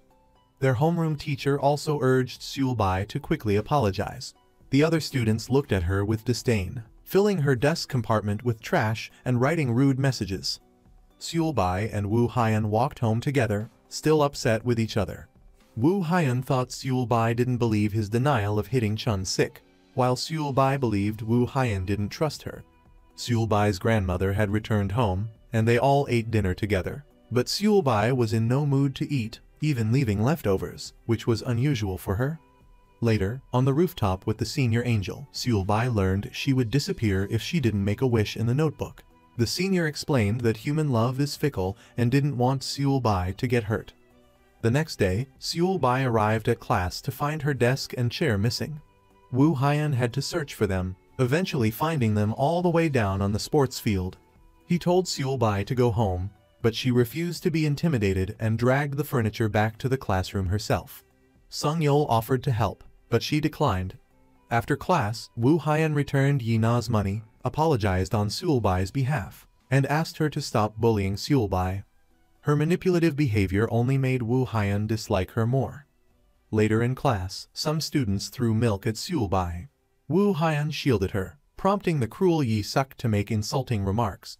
Enraged, Woo Hyun lashed out, punching Yi Suk repeatedly. Sung Yeol intervened, but Woo Hyun was furious and wanted to continue the fight. Sung Yeol struggled to restrain him. Their PE teacher arrived and took all three of them to the faculty room, demanding that their parents be called in. The homeroom teacher wanted to keep the incident quiet, but since Yi Suk was involved, the PE teacher feared that Yi Suk's father would withdraw his financial support from the school. Consequently, he was determined to make Woo Hyun suffer. Seul Bai overheard everything outside the room, feeling even more burdened knowing Woo Hyun was suffering because of her and aware of her limited time left. Woo Hyun's grandmother gave her life savings to Woo Hyun's mother, asking her to take care of him, having been unable to contact his father. Woo Hyun's mother flatly refused the money. She returned home, feeling conflicted and unable to focus on cooking. The day arrived for the parents' meeting regarding the fight. Woo Hyun, despite his apprehension, managed to get his grandmother to attend. He and Sung Yeol tried to intimidate Yi Suk by boasting about how fierce his grandmother was. Upon arrival, Woo Hyun's grandmother, who already knew Yi Suk's father, the police chief, from a previous encounter involving Hai Yoon's unpleasant mother, apologized profusely and even offered to have Woo Hyun withdraw from school. Like father, like son, they were both inconsiderate. She continued to plead and apologize. Witnessing this, Woo Hyun knelt down and confessed, but Sung Yeol, outraged by the injustice, spoke up. Yi Suk deserved to be hit. If Woo Hyun hadn't done it, I would have. All three boys were then sent out. Yi Suk, still not satisfied, insulted Woo Hyun's grandmother, earning him a punch from Sung Yeol. In the meeting room, Seul Bai arrived and revealed the truth. Yi Suk's father finally understood the situation, left, and vowed to discipline his son. The PE teacher, suffering from a sudden bout of diarrhea, found the faculty restroom occupied and had to use the student restroom. There, he overheard the girls discussing the incident, revealing the truth. He planned to handle the situation sternly, but his stomach troubles persisted. Seul Bai and Woo Hyun walked home. Woo Hyun's grandmother was sympathetic and advised him against acting impulsively in the future. Seul Bai and Woo Hyun apologized to each other and reconciled, promising to always trust each other. The senior angel, witnessing the hardships of Seul Bai's human life, wished for her to return to being an angel quickly. Seul Bai, realizing she didn't want to involve Woo Hyun and his grandmother any further, placed her hand on the notebook. A bright light emanated from it. Was she really going back to how she was before? Seul Bai had made a vow. In 3 days, she would return to being an angel. Time was running out, and she had to resolve everything smoothly. Today, Seul Bai went to school, while Woo Hyun was serving detention, so he wasn't allowed in class. As soon as homeroom ended, Seul Bai stood up and apologized to everyone. She took responsibility for what happened. Yi Na, likely feeling some remorse, returned the money to Woo Hyun, but Seul Bai's apology wasn't what the bullies wanted. If Seul Bai took the blame, it wouldn't be fun anymore. They threatened Chun-sik on the stairs, saying that this wasn't over. Chun-sik was beaten again. Luckily, Seul-bai appeared. She was about to use her powers to stop them when they mocked her. "You always show up so dramatically, it's adorable." Yi-suk reached out to stroke Seul-bai's hair, but Sung-yeol swiftly swatted his hand away. As they moved to attack Sung-yeol, Seul-bai declared firmly, "If you bully the person I like, I won't forgive you." Seul-bai saying she liked him surprised everyone. Suddenly, a whistle blew. Thinking it was the gym teacher, the bullies quickly ran off. Sung-yeol bought Seul-bai a drink, and she thanked him for his help recently. Meanwhile, the part-time worker at the cafe was telling the homeroom teacher the truth. She had overheard Yi-na and Young Yoon's conversation that day. The teacher was shocked when he learned the truth. He likely regretted ignoring the school nurse when she tried to discuss the students. Chun-sik went to the practice room to tell Woo Hyun everything, but Yi-suk arrived and threatened him. Woo Hyun opened the door, causing both of them to tumble in. Before Chun-sik could say anything, Yi-suk taunted Woo Hyun, saying Seul-bai had apologized to the class. The gym teacher appeared. "I'm sick of seeing you cause trouble," he said to Yi-suk, clearly aware of the situation but unwilling to expose it due to Yi-suk's father's influence. Woo Hyun's grandmother met the cafe worker and asked her to visit Woo Hyun occasionally, heartbroken that he would soon be alone. However, the worker didn't want her new husband and Sung-yeol to know, as they believed Woo Hyun was in America with his father. The grandmother returned home disappointed. Meanwhile, Seul-bai and Woo Hyun went out for a meal. He even asked her to give him a hand massage, which was a sweet gesture. Afterwards, they went shopping. They initially planned to buy a shirt for Woo Hyun, but he found a nice matching couple's outfit, remembering to get one for his grandmother too. Back home, the grandmother taught Seul-bai how to make rice cakes. She also mentioned her intention to sell the shop and give the savings to Woo Hyun. She didn't reveal her illness, only saying she was tired of working and wanted to travel and enjoy her old age. She loved Woo Hyun deeply, but her health was failing. She hugged him, fighting back tears. She also made sure to pass down the rice cake recipe to Seul-bai. The next morning, they wore their matching outfits and went on a picnic. The grandmother looked at her watch in despair, wishing time could stop. She was already in pain. While Woo Hyun and Seul-bai were playing around, her pain intensified. Unable to bear it any longer, she called out to Woo Hyun and collapsed. She was rushed to the hospital. The doctor said it was metastatic cancer and incurable. Woo Hyun sobbed like a child in the hospital room. Finally, she woke up. She told Woo Hyun and Seul-bai to go home, but Woo Hyun refused. So, she asked him to fetch her bag from home and come back. But she didn't make it. She passed away. Woo Hyun didn't get to see her one last time. Seul-bai saw her grandmother's soul following a senior angel. She pleaded with the angel to let his grandmother return, even for just a little while. Despite Seul-bai's desperate pleas, it was not possible. Seul-bai took out her notebook. It was already the 4th day. She thought, if she left Woo Hyun now, he would be all alone. How could she tell him she was about to leave? What did "about to leave" even mean to Woo Hyun? He was already in so much despair. His grandmother's funeral was held, attended by friends and teachers from school. The two bullies even came to pay their last respects. Yi-na, guilt-ridden over what she had caused, only lingered outside. Their ethics teacher was there too. The grandmother's sudden passing weighed heavily on her. Woo Hyun's stepfather also came. At one point, a friend of the grandmother realized that Seul-bai wasn't Man-suk's daughter-in-law. Afraid her husband would find out, she quickly claimed it was a case of mistaken identity. Sung-yeol's birth mother called to announce her upcoming marriage. Adults, pursuing their own happiness, abandoned their children. The ethics teacher overheard Sung-yeol's conversation. She returned home, still troubled. Back at the funeral home, Woo Hyun looked at his grandmother's portrait, blaming himself. His grandmother and the senior angel appeared, comforting him, but Woo Hyun couldn't hear them. Their situation was so heartbreaking. Today was Seul-bai's last day. She had prepared a gift for Sung-yeol and said goodbye.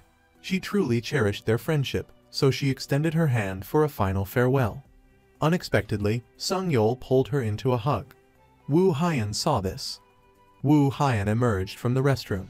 Before Seul-bai could finish saying goodbye, he asked, "You haven't left yet?" leaving her with no opportunity to say anything more. At the resting place, the grandmother's spirit also spoke her last words and followed the senior angel. Wu Haiyan sat there, hugging the portrait, crying. Seul Bai bid farewell to Wu Haiyan from afar and started to follow the senior angel. Wu Haiyan remained there, unaware. Seul Bai had left, but suddenly she stopped. She couldn't leave Wu Haiyan. She chose to become human, even if it meant disappearing. Seul Bai handed her notebook to the senior angel and went back to Wu Haiyan. They embraced, sobbing. I'll always be with you. I won't go anywhere. Wu Haiyan, holding his grandmother's portrait, went home with Seul Bai. From now on, Seul Bai would take care of him in his grandmother's place. Today, the gym teacher found something on the homeroom teacher's desk, a resignation letter. He left without a word. The gym teacher told the principal, who, to his surprise, assigned him to be the new homeroom teacher for class 11/3. Just hearing that made me scared. The gym teacher took over the class, not forgetting to lay down numerous rules, even forbidding dating within the class. Wu Haiyan and Seul Bai were still grieving and hadn't returned to school. Sung Yul was also absent, but no one knew why. The ethics teacher went to the infirmary to get some medicine and overheard the new homeroom teacher mentioning Sung Yul's absence. For some reason, he blamed Wu Haiyan for being a bad influence on Sung Yul. The ethics teacher was visibly annoyed. She went outside and called Sung Yul, who was sitting in a park. He was still preoccupied with his birth mother's marriage. On one side, the two bullies had lost their nerve and no longer wanted to harass Wu Haiyan, but Yi Suk threatened them. Chun Sik also wanted to step up and tell the truth that Seul Bai wasn't a thief, but Yi Suk hit him. He even ordered the other two to continue the beating. Young Yoon had become more aggressive, forcing Yi Na to keep quiet and not reveal the truth. Sung Yul stopped by the rice cake shop to help Seul Bai, only to find out she wasn't working there anymore. Meanwhile, Wu Haiyan was still grieving the loss of his grandmother. The ethics teacher couldn't reach Sung Yul, so she waited for him downstairs. Sung Yul still couldn't get along with her. He blamed her for his mother's remarriage, believing she had ruined his family's happiness. Seul Bai brought Wu Haiyan some porridge, but he flung it away, making a mess. Seul Bai immediately ran out. She went to the hospital, unexpectedly encountering her predecessor. Seul Bai begged the predecessor to let Wu Haiyan see his grandmother one last time, even if only in a dream. However, Sung Yul saw Seul Bai talking to seemingly no one from a distance. He asked her about it, but she said she missed her grandmother and came to visit. He was very curious about her conversation. Not finding Seul Bai, Wu Haiyan searched everywhere. He was afraid she had left without saying a word. The next morning, a strange man appeared and bought some rice cakes. Seul Bai recognized him from the Department of Education. "It's nice to meet you. Congratulations on becoming human." "How did you know?" Now it was certain. He was an angel who had become human. He proudly introduced himself as the chairman of the Human Angel Association and reminded Seul Bai not to reveal her identity to humans. Wu Haiyan remained shut in his room. Kind classmates brought food for Seul Bai. Sung Yul also brought side dishes. There was an order that day, and Seul Bai followed her grandmother's recipe, but the taste was off. Fortunately, thanks to Sung Yul's help, they managed to prepare the rice cakes for delivery. Seul Bai and Sung Yul washed dishes together. Their hands accidentally brushed as they reached for a plate, startling Seul Bai and causing her to drop it. While cleaning up, some gangsters suddenly barged in, repeatedly calling for Shin Jong-chun. It turned out Shin Jong-chun was Wu Haiyan's father. They came to collect a debt and brazenly started smashing things. At that moment, Wu Haiyan appeared. As a gangster raised his hand to hit Wu Haiyan, Seul Bai bit him hard. They were all taken to the police station. Unable to contact his father, Wu Haiyan was forced to take responsibility for the debt. Before he could resolve this issue, another one arose. The police officer went home and told his wife about Wu Haiyan's situation. Worried about both Wu Haiyan and the possibility of her being revealed as his mother, she quietly prepared food for Sung Yul to deliver to him. Meanwhile, Sung Yul, Seul Bai, and Kai Su were also deeply concerned. Wu Haiyan searched through his grandmother's notebook and found his father's phone number, but he couldn't reach him. How frustrating. The next morning, Seul Bai went to Kai Su and asked him for help finding a part-time job. She diligently worked at various jobs, from restaurant server to clothing store employee and even babysitter. But things didn't go smoothly. She was fired 6 times in one day. To make matters worse, Wu Haiyan scolded her when she returned home. Seul Bai only wanted to help Wu Haiyan. In reality, Wu Haiyan was worried about Seul Bai suffering for his sake, which was why he raised his voice. Early in the morning, Seul Bai went out to deliver milk. Seeing a lost dog poster, she decided to look for it. After a while, she found the dog, but a cardboard box accidentally fell on her. Sung Yul brought food to the shop, looking for Seul Bai, but she wasn't there. He only found Wu Haiyan, still melancholic and unproductive. Sung Yul couldn't hold back and argued with Wu Haiyan. Seul Bai returned, covered in injuries. Seeing the loan sharks in front of the house, she ran over and gave them the money she had earned. They sneered at her. That paltry sum won't even make a dent in the debt. One of them made an indecent gesture towards Seul Bai. Fortunately, Wu Haiyan arrived just in time. The loan shark threw an envelope, scattering the money everywhere. Seul Bai bent down to pick up every bill, feeling utterly humiliated. Wu Haiyan yelled at Seul Bai. She had given up everything to be with him, but he was acting strangely. He even pushed her down. A flower pot flew through the air, heading straight for Wu Haiyan's head. Seul Bai quickly rushed forward and pushed him out of the way. Wu Haiyan and Seul Bai returned inside. Their relationship improved. Wu Haiyan was still shaken by the flower pot incident and wanted to ask Seul Bai about it, but decided against it. It turned out the predecessor was responsible. Sung Yul showed his parents an investment plan for the rice cake shop. He wanted to help Seul Bai maintain the business and asked his father to invest. The police officer wanted to help, but he didn't have enough money at the moment. Wu Haiyan and Seul Bai returned to school. Seul Bai was happy to see Wu Haiyan reintegrating into society. They would rebuild their grandmother's shop together. At school, Chun Sik told the teacher the whole truth. He ran into Yi Na outside. "Did you tell them everything?" "I only told my side of the story. You should tell yours."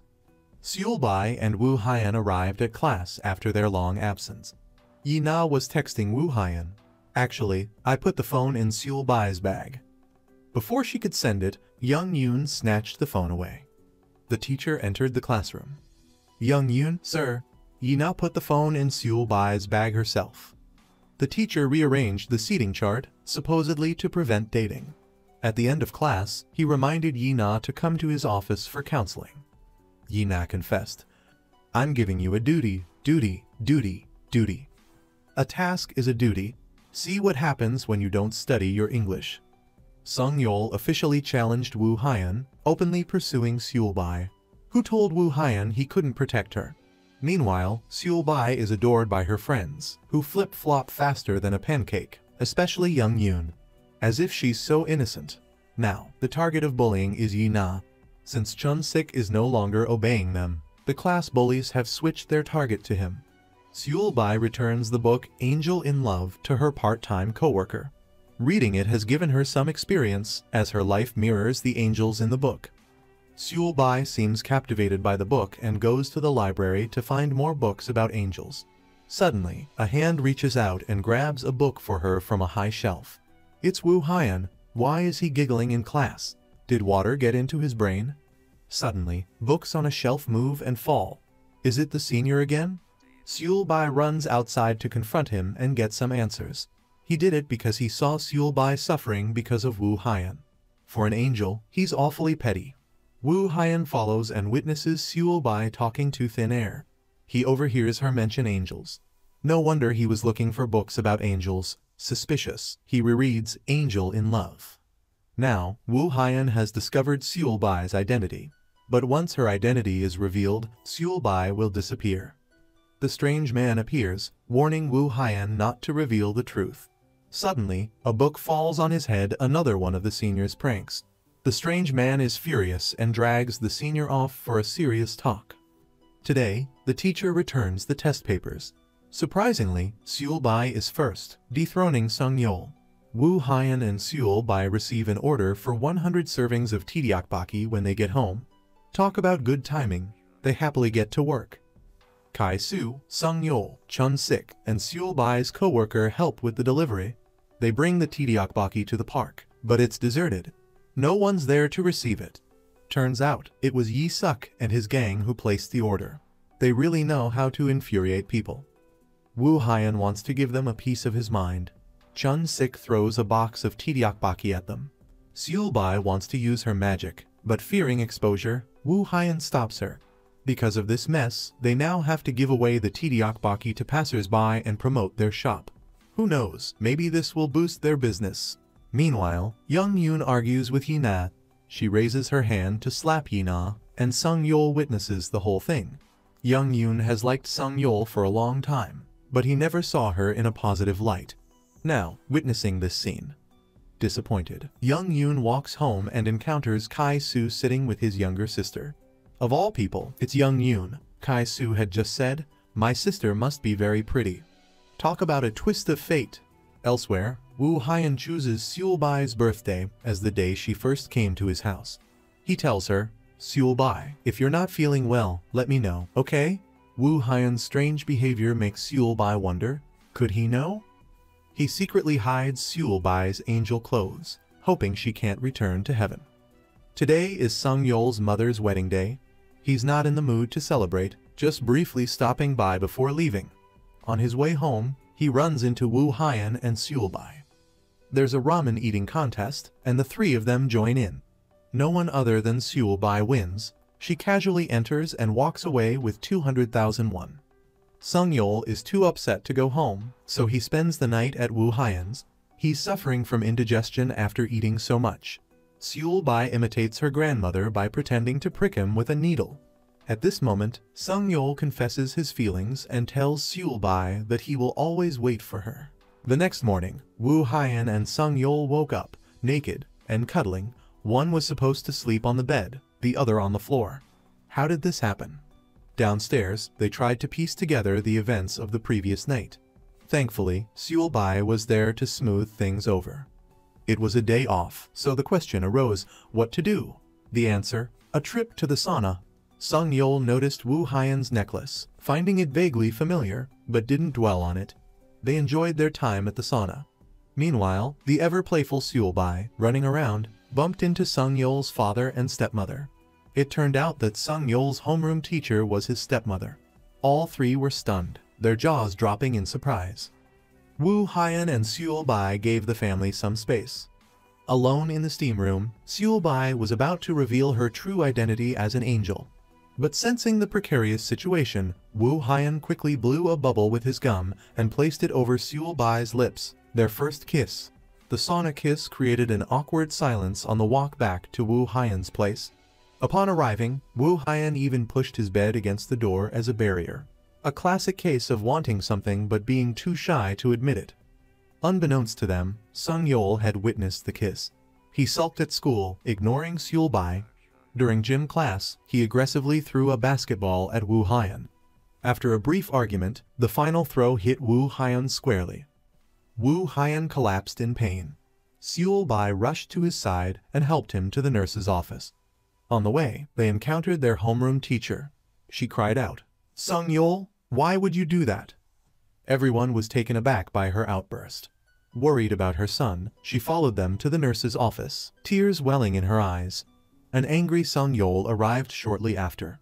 Wu Haiyan took the opportunity to advise him, "You should treat your stepmother better." Seul Bai, her hair disheveled, splashed water on her face. Wu Haiyan joined her, comfortable enough to splash water around like he was at home. Sung Yol joined in the fun. If their gym teacher had walked in at that moment, the smiles would have surely vanished. Their playful moment over, they dried off and returned to class. Yi Na watched sadly as Wu Haiyan affectionately held Seul Bai's hand. Later, in the cafeteria, she was ostracized by her friends. Desperate, Yi Na sought out Young Yoon. "What do I have to do to please you?" "Figure it out yourself." Shockingly, Yi Na plotted to harm Seul Bai. She pushed Seul Bai down the stairs. Fortunately, Wu Haiyan was below and caught her just in time. But something strange happened. Right before Seul Bai fell, a mysterious force seemed to pull her back. Yi Na fled. Sung Yol chased after her to confront Young Yoon. How much lower are you going to sink? Furious, Young Yoon confronted Yi Na. Wu Haiyan arrived to deliver his own warning. I will never forgive you. Ever. Now, Yi Na had lost all her allies. The strange incident on the stairs was also witnessed by the school bully, who began to suspect Seulbai. Sung Yol, too, grew suspicious. Seeing the bullies harassing a classmate, Sung Yol recorded a video to threaten Yi Suk. Surprisingly, it worked. They let the student go. Yi Suk had always avoided confronting Sung Yol directly. Still resentful, the bullies targeted Seulbai's shop, causing trouble out of spite. Wu Haiyan challenged them to a basketball game. If he won, they promised to leave Seulbai alone. If he lost, he risked losing Seulbai. To their dismay, Wu Haiyan played flawlessly, sinking every shot, leaving them fuming. Sung Yol imagined Wu Haiyan and Seulbai together, growing increasingly uneasy. He decided to move in with them, remembering to ask his stepmother to make more of the food Wu Haiyan had enjoyed previously. Upon arriving, Wu Haiyan immediately tried to kick him out. Sung Yol, however, was determined to stay. When did you get so thick-skinned? Since I met you. Seulbai, on the other hand, welcomed the company. Sung Yol, ever mischievous, went into the bathroom and, finding Seulbai and Wu Haiyan's toothbrushes side by side, placed his between theirs before moving Wu Haiyan's to a different spot. Having left in a hurry, Sung Yol had forgotten some things and returned with Seulbai to retrieve them. At the shop, Yi Na arrived to apologize to Wu Haiyan. She hugged him just as Seulbai and Sung Yol returned. Despite Sung Yol's attempts to shield her view, Seulbai saw everything. Sung Yol pulled Seulbai away. Wu Haiyan, having seen them, quickly followed. It's just a misunderstanding. Seulbai, trusting Wu Haiyan completely, wasn't bothered. That night, Wu Haiyan and Sung Yol had a long talk in their room, mostly about Seulbai. Seeing the necklace, Sung Yol finally understood. Seulbai had found it for him earlier. Wu Haiyan explained that his necklace had a key charm, while his mother's had a lock. Despite their differences, Sung Yol showed concern for Wu Haiyan, even tucking him in. The next day at school, the gym teacher furiously ripped up the ethics teacher's transfer papers. He vehemently opposed the idea. Sung Yol liked Seulbai, but also cared for Wu Haiyan, so he suggested to the ethics teacher that he transfer instead of her. Meanwhile, back in the classroom, what other fun was brewing? The bullies forced Chun Sik and his friend to dance for their amusement. Who knew Wu Haiyan and Seulbai would arrive? This is how you're supposed to dance. Then the whole class joined in, humiliating the bullies. Yi Suk, who had found Seulbai strange the day before, was now intrigued and eager to investigate her.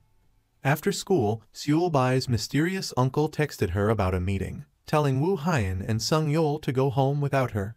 The bullies, curious, followed Seulbai.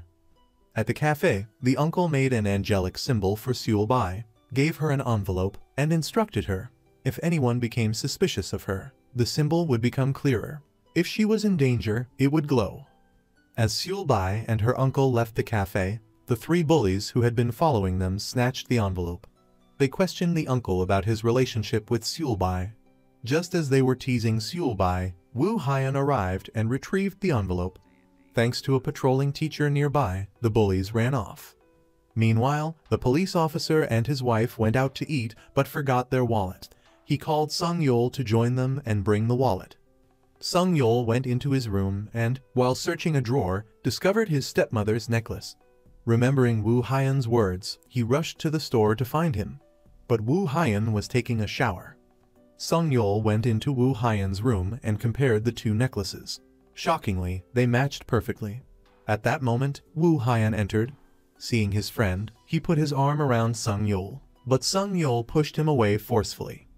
"Don't touch me." Sung Yol immediately ran out. "Why you? Why did it have to be you?"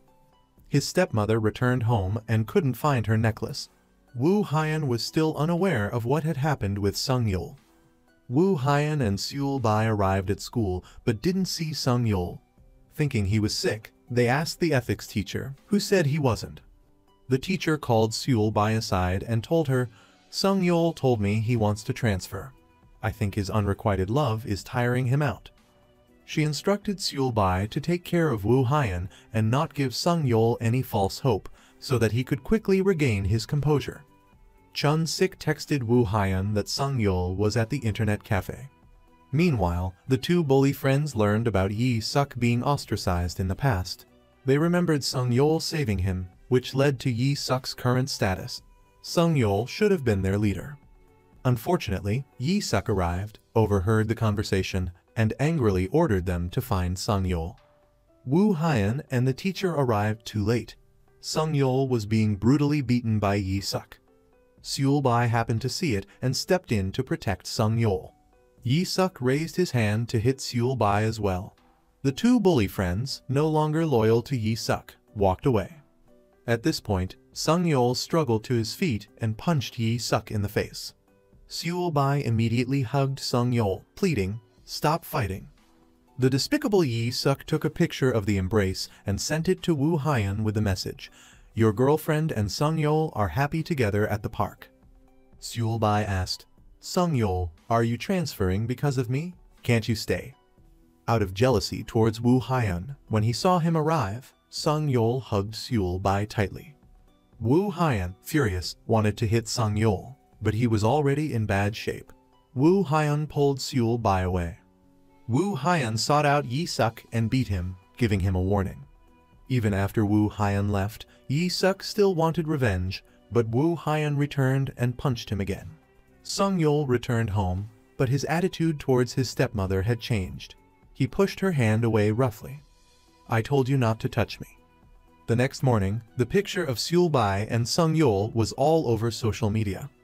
Yi Na wrote slanderous things on the chalkboard to defame them. Young Yoon entered the classroom, saw it, and erased it, but Sung Yul mistakenly thought she was the one who wrote it. Furious, Young Yoon stopped erasing and instead slapped Yi Na in the face twice with the eraser. "Since my image is already ruined, might as well make it worse." She sat crying in the supply room. On one side, the delinquent boy returned the book to his part-time worker classmate after accidentally tearing it the day before. Incidentally, interested in angels, he offered to show her a strange sight. At the same staircase, he sneakily followed Seul Bai, intending to push her. Wu Haiyan called out from below, "Seul Bai, look out!" causing the boy to fall flat on his face. Instant karma. The gym teacher arrived, catching them in the act. Their faces were bruised, clearly indicating a fight, so he punished them by making them clean the gym. Sung Yul and Wu Haiyan were still restless even at the gym. "The homeroom teacher was worried about you." "Worried about me? She was worried about me." Sung Yul, knowing the truth, found it ridiculous. Wu Haiyan forbade Sung Yul from coming to the store again. Meanwhile, Seul Bai was being ostracized by the girls in her class. Fortunately, her part-time co-worker intervened. She gave Seul Bai the second part of the angel book. Seul Bai was engrossed in reading at the library when Yi Suk arrived. "Are you really an angel?" Seul Bai's mark glowed. Yi Suk tried to look, so Seul Bai hit him on the head with the book. This only piqued Yi Suk's curiosity further. Seul Bai and Wu Haiyan were happily doing homework at home. Suddenly, Wu Haiyan whined for the answers. "Gross." Seul Bai threw the notebook. Sung Yul said he wanted to see Seul Bai. He waited at the park. But when Seul Bai and Wu Haiyan arrived, Sung Yul fainted. They took Sung Yul home to care for him, not wanting to worry their homeroom teacher. Sung Yul woke up. The next morning, he went downstairs to see Seul Bai. As they were talking, Seul Bai's mark suddenly glowed.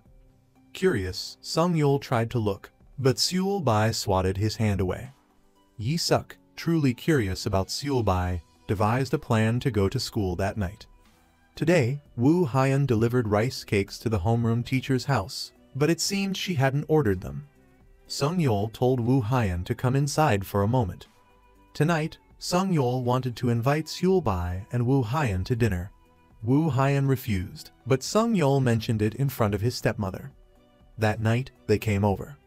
Meanwhile, Sung Yul had a favor to ask his father to find Wu Haiyan's mother.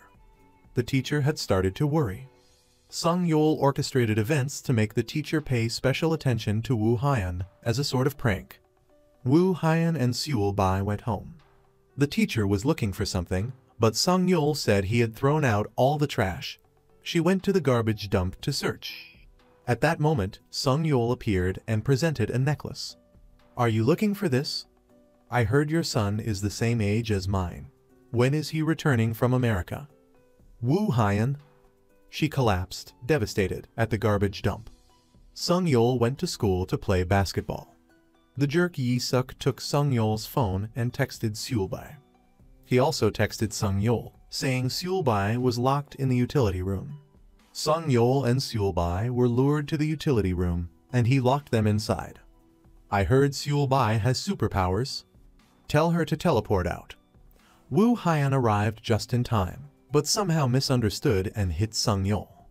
Woo Hyan went home, feeling regretful about their beautiful friendship, even though Sung Yul had changed so much. The next day, the homeroom teacher visited Woo Hyan's grandmother. Coincidentally, Woo Hyan and Seulbai were also there that day. Standing at a distance, they overheard the teacher's conversation. "Woo Hyan is your biological son." Woo Hyan was shocked, dropping the bouquet of flowers. "Seulbai, did I hear that wrong?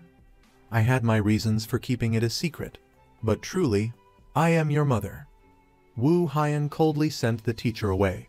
He talked to his grandmother and then left. He held back his tears and pretended nothing had happened. Now, Woo Hyan understood why Sung Yul had changed so much. Woo Hyan made plans to meet Sung Yul and clear the air. "I don't care who my mother is, but there you have it." They still hadn't reconciled. The teacher went home and developed a fever. Sung Yul also returned home. He seemed tired of the whole ordeal. But Sung Yul's father was too busy to pay much attention to him. Woo Hyan tossed and turned all night, unable to sleep. He decided to throw away the necklace. The next morning at school, Yi Suk confronted his two friends for not showing up the night before. "The reason is I was tired and fell asleep." He was about to get into a fight, but luckily his deskmate told the homeroom teacher to call him away. Meanwhile, Yi Suk ran into Sung Yul and told him about being locked in with Seulbai the previous night. Woo Hyan overheard and misunderstood. They both came up with a plan, and Woo Hyan warned Sung Yul to stay away from Seulbai. "That Yi Suk is so annoying, only the homeroom teacher can handle him." He got told off, and it served him right. That day, they had a fun study group at school. When Seulbai went home to take out the trash, she found Woo Hyan's necklace. She couldn't bear to throw it away, so she picked it up and put it in her drawer. Seulbai decided to meet with Sung Yul to try and smooth things over, but unexpectedly, Sung Yul was cold and distant. "Didn't I say I'd take everything? The more you provoke me, the faster and more ruthlessly I'll take everything from Woo Hyan." Woo Hyan's mother came to his shop, offering him money and begging for his forgiveness. Out of love for her son, she offered the money to help him. But Woo Hyan refused the money and denied that she was his mother. At that moment, Yi Suk arrived for Yi Na's birthday and saw the teacher crying in front of the shop. Yi Na's birthday was being held at the rice cake shop. Woo Hyan offered Yi Na money to celebrate elsewhere, but Seulbai and Kai Su stopped him. Seeing them happy, working together in the kitchen, Yi Na made an excuse to go upstairs. Unexpectedly, what she found upstairs was even more heartbreaking. They're so happy together. Meanwhile, Yi Suk went to the internet cafe, where Sung Yul also happened to be. I saw that ethics teacher crying pathetically in front of Woo Hyan's place, begging him. What's their relationship? Of course, Sung Yul didn't tell him, instead choosing to provoke him further. So Yi Suk became even more curious. That evening, Sung Yul's father invited him to dinner and also invited Woo Hyan. This situation made both of them extremely uncomfortable. Actually, Sung Yul's father thought they were fighting over Seulbai. He even offered to find a mother for Woo Hyan. But Woo Hyan said, "I've already found her, but we've agreed to live our own lives separately." Then Woo Hyan excused himself, saying he had to leave Seulbai alone at home. In reality, he sat in the park to clear his head before returning. Sung Yul's father went home and talked to his wife, but he seemed very indignant. "Oh, Woo Hyan is paying off his father's debts and trying to live on his own. I'm his real mother. Can she sleep soundly? Can she eat well? She's drinking downstairs. Why didn't you tell me?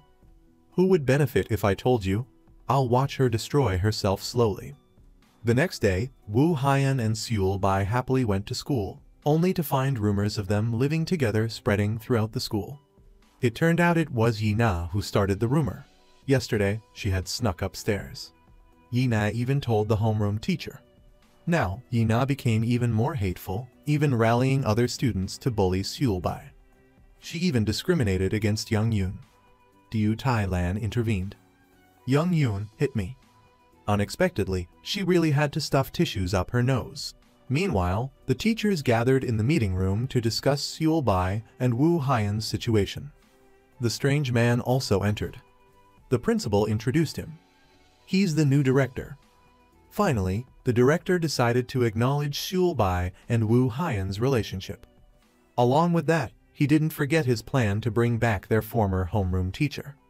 Unexpectedly, things really blew up. Because of Wu Haiyan and Seul Bai's situation, the teacher wanted to find Wu Haiyan's birth mother. During ethics class, Sung Yeol asked the teacher, "Is someone who abandons their own child to raise someone else's despicable?" The teacher didn't dare to answer, her face paling. Wu Haiyan left, but decided to return to find Sung Yeol. The two met on the rooftop. Wu Haiyan raised his hand as if to hit Sung Yeol, but stopped himself, remembering his promise to his mother not to fight. Furthermore, he didn't want to lose his beautiful friendship with Sung Yeol, but now their friendship had come to this. In contrast, Sung Yeol had already punched Wu Haiyan first. Just then, Seul Bai and their teacher ran up to the rooftop. Sung Yeol jumped onto the railing, challenging Wu Haiyan. "Come up here. Don't you want to know who she'll save first?" Despite everyone trying to stop her, Seul Bai tried to move forward, but suddenly a pile of tables and chairs fell over, blocking her path. It turned out that the senior angel had appeared. The senior angel reached out his hand towards Sung Yeol. With no other option, Seul Bai desperately tried to use her powers. Wu Haiyan realized what she was doing and ran to stop Seul Bai, but the senior angel dropped a box of papers to block him. At that moment, the teacher rushed forward and pulled Sung Yeol down from the railing. Everything finally calmed down. Wu Haiyan hugged Seul Bai tightly. The ethics teacher was later in the infirmary, repeatedly calling out Sung Yeol's name. Wu Haiyan met Sung Yeol in the hallway. "I told you I don't want to see her. What do I have to do to make you believe me?" Sung Yeol just wanted Wu Haiyan and Seul Bai to disappear from his sight to feel satisfied. He also hadn't forgotten that Seul Bai still didn't know what secret Wu Haiyan was hiding about her. In the evening, Seul Bai came home and applied medicine to Wu Haiyan's wounds, naturally accompanied by some nagging. Afterward, she went up to the rooftop to find the senior angel. For some reason, even though Seul Bai had become human, the senior angel was still interfering. Seul Bai declared, "I'm not going back to being an angel, and I really hope I never see you again." Those words were like a knife to the senior angel's heart. That day, their friends flocked to the rice cake shop. But the main purpose wasn't to eat, but to pry into Wu Haiyan and Seul Bai living together. Yi Suk provoked and mocked Seul Bai as she moved on the stairs, playing two guys at once and now living together. "I wonder what kind of superpowers you have." At that moment, the symbol on Seul Bai's hand began to glow. She quickly hid it, but that didn't stop Yi Suk's curiosity. The teacher asked to meet with Seul Bai privately. She didn't like the idea of Seul Bai living with Wu Haiyan, fearing the rumors would affect her son. Therefore, she suggested that Seul Bai move into her house. But Seul Bai insisted on staying by Wu Haiyan's side. The teacher then threatened Seul Bai with the relationship between Sung Yeol and Wu Haiyan. "It's because of you that they've become so bad." Meanwhile, Yi Suk and Ti-ho were waiting for Byung Wook when they saw Seul Bai going into a bar. Afraid that Ti-ho would become curious about his affairs, Yi Suk made an excuse to send him away. Byung Wook arrived at the meeting place. At the same time, the teacher was searching for the necklace in Sung Yeol's room. He walked in and said coldly, "I threw it away." The two struggled and argued loudly. Sung Yeol's father saw this and immediately slapped him. The teacher apologized and tried to soothe her husband. Over here, Wu Haiyan and Seul Bai seemed shyer than usual. They're watching a movie together, and during the kissing scene with the main characters, they're mortified. Woo Hyun awkwardly changes the subject and goes to bed early. Actually, Seulbai is still dwelling on what her teacher said this morning. The next day, Sung Yeol's dad makes him apologize to his mom. He apologizes, and then asks if they can bring Seulbai back. His stepmother is also annoyed because Sung Yeol is becoming more and more outrageous. What are you even thinking about? I'm just wondering when Woo Hyun will be the most upset when someone steals him away. Turns out, Sung Yeol just wants to provoke Woo Hyun. Today, when Woo Hyun and Seulbai arrive at school, the other students are ostracizing them, gossiping about them. Woo Hyun puts an earbud in Seulbai's ear and they listen to music together to ignore the nasty comments. Seeing them happy together, Sung Yeol dislikes it even more. Woo Hyun, Sung Yeol, and some delinquents are cleaning up the basketball court. Seulbai comes to help too.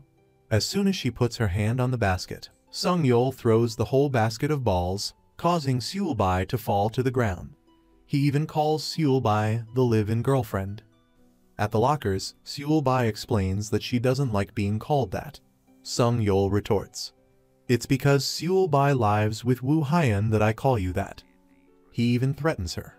"If you don't move into my house, I'll expose the truth about Woo Hyun and his mom." The ethics teacher also tells Woo Hyun to let Seulbai come stay at their house tonight. Seulbai reluctantly packs her things and goes over. She locks a love lock with Woo Hyun in front of the shop. After Seulbai goes inside, Woo Hyun is still lingering around. Finally, he goes home but comes back with 2 stuffed bears. But no one is there. Turns out, she's also lingering in front of the rice cake shop, and they miss each other. Yi-suk waits for Da-yul to come out of a bar with 2 men. He barges in, causing the men to beat him up. Luckily, their old homeroom teacher comes to help, but he gets beat up too. As for Kai-soo, he's walking down the street when he sees Byung-wook sitting miserably by a trash can, his face bruised and battered. Kai-soo quickly helps him back to Woo Hyun's house and applies ointment to his injuries. At this time, Seulbai has returned to Sung Yeol's house.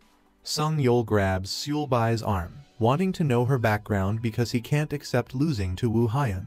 Fortunately, the teacher shows up and stops him. The teacher tells Seulbai, "Outside of school hours, you're not allowed to see Woo Hyun." She also confiscates Seulbai's phone. Meanwhile, Woo Hyun can't get through when he calls. Seulbai feels lonely in the new house, not happy at all. The next morning, she kindly wakes up early to prepare breakfast, drenched in sweat. She doesn't seem well and can't eat. She almost faints when she stands up. But Seulbai still tries to go to school to see Woo Hyun. The more she does this, the more uncomfortable Sung Yeol becomes. He closes the door, locking Seulbai in the room. "If you don't want Woo Hyun to get hurt, stay home obediently."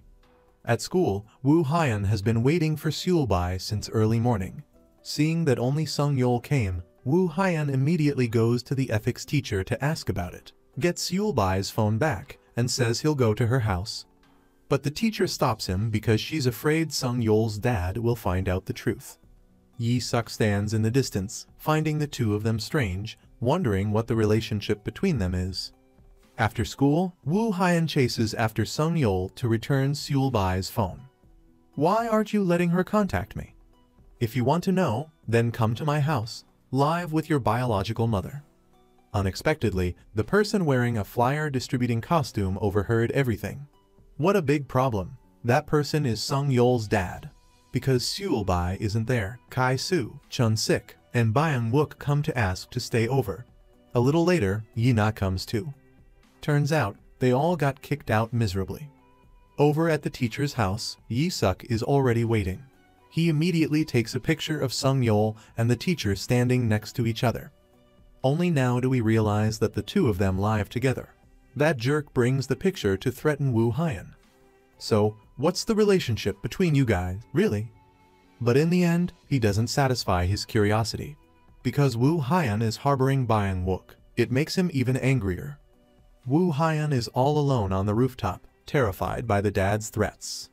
At that moment, Sung Yeol's father returned. He pulled the teacher into the room. The mother who ignores her own child and helps her man pay off his high-interest loans, and who still wants to try to live on her own. Is that you? Now, the teacher didn't have a word to say in her own defense. Meanwhile, Wu Haiyan came looking for Seulbai. Sung Yul had also arrived.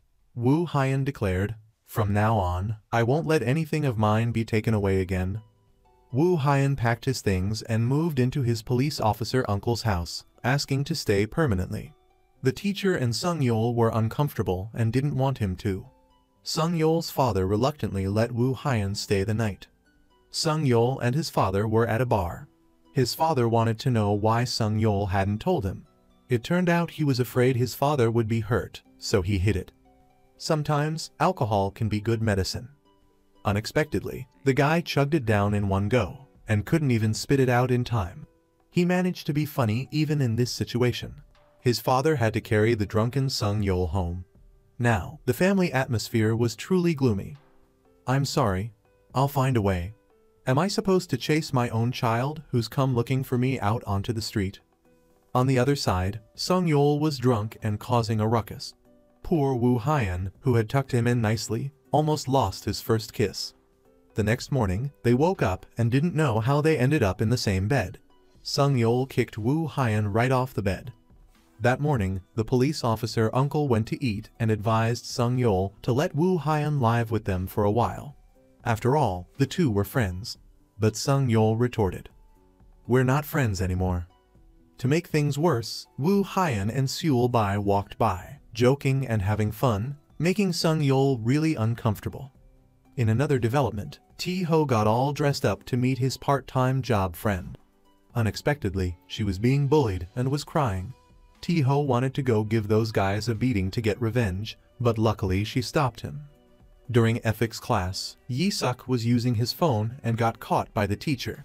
That guy then asked, "What's really the relationship between you and Sung Yul living in the same house?"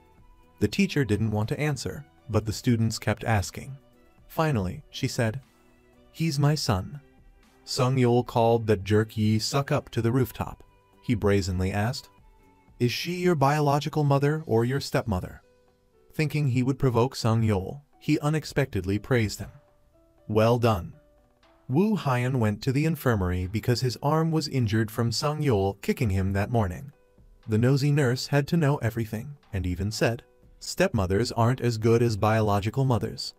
That statement touched Wu Haiyan's sore spot. And the old homeroom teacher, unexpectedly, was demanding the unpaid wages for his former students. That teacher was always so cool. Today after school, Seulbai wanted to stop by the store to help Wu Haiyan. On the way, Sung Yul caught her. He coldly took Seulbai straight home. But the clever Seulbai said she forgot her book at the library and needed to go back and get it. Then, she went straight to Wu Haiyan's store. On this side, the teacher said that she had borrowed money to help the rice cake shop. The police officer uncle felt like too many things were being hidden from him, so he was getting more and more angry. Sung Yul was at an internet cafe, already in a bad mood, and then he ran into Yi-Suk. Following that, Seulbai came to deliver rice cakes to Yi-Suk. Meeting Sung Yul in this situation was really awkward. "You said earlier that you were going to get your book." So, Sung Yul called all his friends to the rice cake shop, treating them to a feast so they would work without knowing it. Unexpectedly, after eating, and it was time to pay, Sung Yul didn't pay and said, "It's my mom's store. My mom on my household registration is the owner." After saying that, he just left. Seulbai was also taken home. On the way, a boy fell. Sung Yul knelt down to help him up. It had been a long time since Seulbai had seen that side of Sung Yul. Seulbai reached out and patted the boy's head, but her symbol was glowing. Sung Yul, who was sitting below, clearly saw it. Back home, Sung Yul immediately grabbed paper and pen and drew the symbol exactly as he saw it. Unexpectedly, it started to glow. After dinner, Sung Yul's father and Wu Haiyan were in the park. His father asked how business was going at the shop. Wu Haiyan didn't dare say anything, only replying that it was very busy and promising to work hard to pay off the debt and get the shop back. Afterward, Sung Yul's father went to drink alone and came home drunk. When Wu Haiyan tried to help him, Sung Yul pushed him away. Wu Haiyan's mother tried to help as well, but he shoved her aside too. Wu Haiyan and Seul Bai were talking in the park. Just then, Sung Yul arrived. Wu Haiyan sent Seul Bai home, and the two men made a deal. They would do pull-ups together. If Wu Haiyan won, the relationship between Wu Haiyan and Sung Yul would be kept secret. But if Sung Yul won, Wu Haiyan had to reveal Seul Bai's secret. It was clear that he knew Wu Haiyan's arm was injured, which is why he chose the pull-up challenge. But the one who fell first was Sung Yul. The fact that Wu Haiyan tried so hard proved that Seul Bai really had a secret. That night, Wu Haiyan was tormented by the pain in his arm and had to ask his mother for painkillers. As for Sung Yul, he sneaked into Seul Bai's room, determined to see the symbol. Suddenly, Seul Bai woke up. Sung Yul quickly covered her mouth, signaling her to be quiet, and then frantically left. In the morning, Sung Yul saw Wu Haiyan sleeping on the sofa, and the teacher lying right next to him. Sung Yul cooked breakfast, but was so petty that he made crab soup. He clearly knew that Wu Haiyan and his mother were allergic. The teacher took Wu Haiyan's bowl of soup and ate it all. Sung Yul was infuriated. Afterward, Sung Yul's father lectured him in his room. "Is this the best you can do? Just stop out of respect for your father." Seul Bai met Sung Yul in the park, warning him not to bully Wu Haiyan anymore. "If you keep doing that, I won't stand for it." Suddenly, Sung Yul grabbed Seul Bai's hand. "What exactly are you? Are you a demon?" Before he could finish, Wu Haiyan arrived to stop him.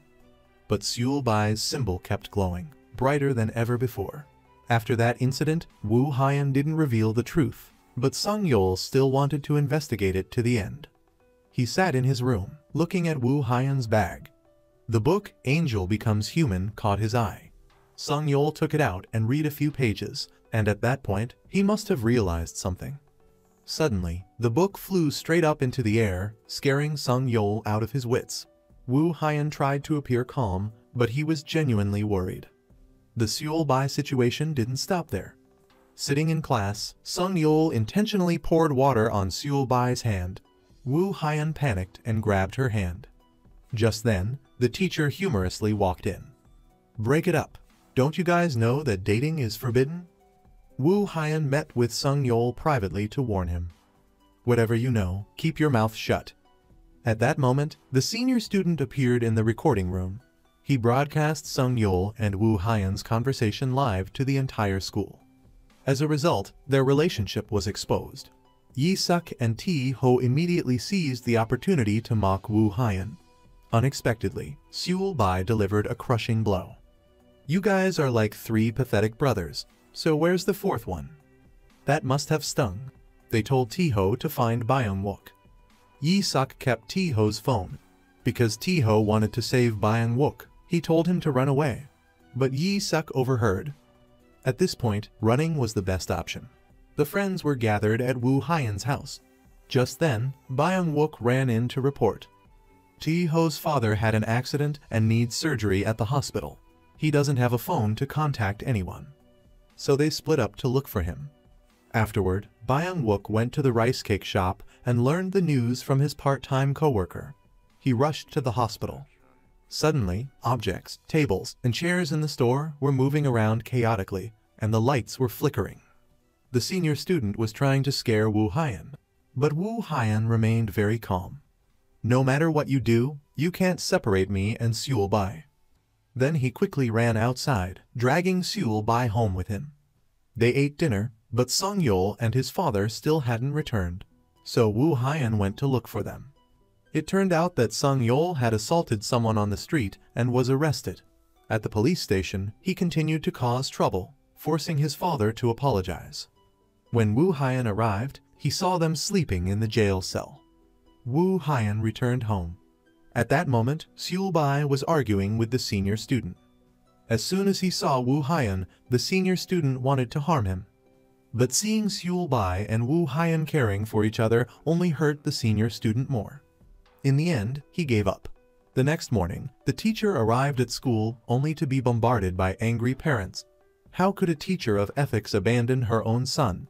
Wu Haiyan, Seul Bai, and their friends had to intervene before she could even get out of her car.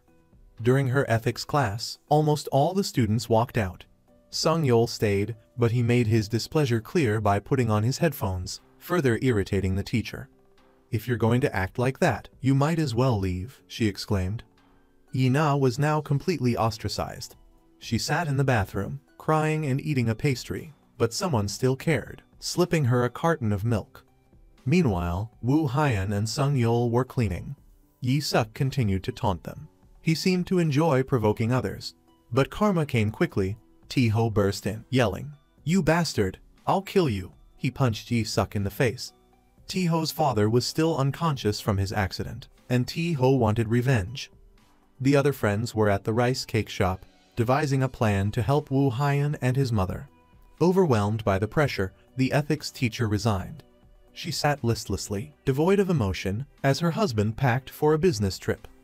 The police officer wanted to find Wu Haiyan's father to separate Wu Haiyan and Sung Yul. The teacher, however, refused to abandon her son. Both parents were thinking of their own children, creating conflict between them. Wu Haiyan overheard the entire conversation from outside. Upon entering his room, he was met with Sung Yul's sarcasm. "She quit. Selling rice cakes with you wouldn't be so bad, would it?"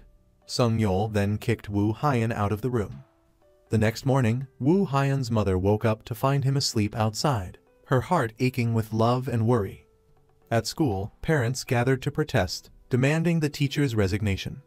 Seulbai and the others were rallying students to sign a petition to keep the teacher.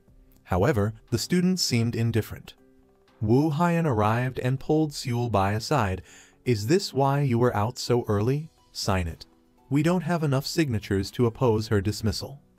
"Fine, I absolutely agree," he replied coldly.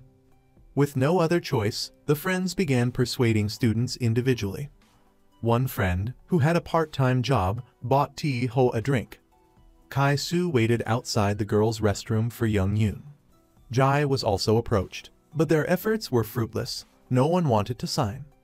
Finally, they reached Yi Na, who agreed to sign after Seulbai mentioned. Wu Haiyan signed too. Seulbai then invited Yi Na to lunch. Only Seulbai consistently treated Yi Na kindly. The homeroom teacher sat sadly, nibbling on a piece of bread. Someone approached him playfully, and he turned to find the principal. Startled, the teacher dropped his bread. The principal simply wanted to discuss the ethics teacher situation and was waiting patiently for things to calm down. In class, Sung Yul kicked his desk. Yi Suk told him to sign the petition supporting the teacher's dismissal. Sung Yul agreed. At this point, Wu Haiyan stood up and cried in front of the class. "Only in ethics class could I hear my mother's voice. You all can call your mothers freely, but I can't." Wu Haiyan's words touched the students' hearts. They began signing the petition in support of the teacher. The teachers held a meeting to discuss the resignation letter. The principal was inclined to accept it due to parental pressure. But the principal produced the student petition, advocating for the teacher to stay, and tore up the resignation letter. The teacher kept her job. Mr. Hong Zich Red Emperor also returned. The homeroom teacher was overjoyed to see his colleague, finally relieved of the burden of class 11/3. Seulbai and their friends' efforts had paid off. Meanwhile, Sung Yul remained unchanged. He even congratulated the teacher on staying, leaving her wondering what she had to do to appease him. He then attempted to throw away the necklace. Wu Haiyan and Seulbai had returned home. Wu Haiyan's mother grabbed the necklace, and Sung Yul pushed her, causing her to fall and break the necklace. Wu Haiyan grabbed Sung Yul's collar. "That's too much." Wu Haiyan warned, "My patience has its limits." Sung Yul threatened to reveal Seulbai's secret. Unable to bear it any longer, Wu Haiyan raised his fist. Sung Yul's father returned. He grabbed Wu Haiyan's hand. "Get out of my house." The teacher, along with Wu Haiyan and Seulbai, returned to the rice cake shop. Seulbai said, "Teacher, sleep with me." But Wu Haiyan wanted her to go home, always considering her well-being. The teacher went upstairs, looking at Wu Haiyan's childhood photos and belongings, tears welling up in her eyes. As for Sung Yul, he had gone too far, beyond his own control. His father listened as Sung Yul declared, "Pretend you don't have a son." His father's heart broke. They went to school as usual. Wu Haiyan confronted Sung Yul. "Everyone's gone from your life. Are you satisfied now?" Seul Bai was not. What was Seul Bai's secret? Just then, Yi Suk arrived, and they dispersed. Mr. Hong Zich returned to teach the class, and everyone was happy. It was time for a test. Sung Yul stared at Seul Bai's hand, causing a symbol to glow, attracting the attention of their classmates. Trouble was brewing again. Fortunately, the ethics teacher entered. Everyone focused on the test except Sung Yul, who continued staring at Seul Bai. The words on the test papers suddenly vanished. Then they reappeared.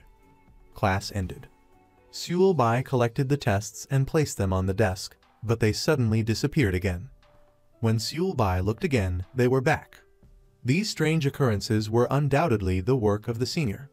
He suspected Sung Yul was suspicious of Seul Bai and was deliberately causing these incidents to force Seul Bai to reveal her true identity.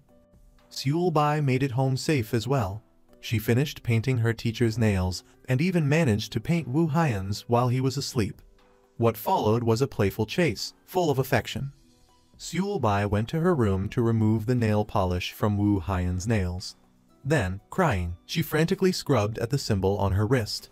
Wu Haiyan had to comfort her and blow on it. After school, Seul Bai went to retrieve Wu Haiyan's mother's necklace. It turned out she had it repaired. At home, Wu Haiyan had renovated the rice cake shop. He made a large sign for people to write their wishes on. Wu Haiyan's wish was, "Let us be together forever." Wu Haiyan and Seul Bai even drew a heart, connecting their names, full of affection.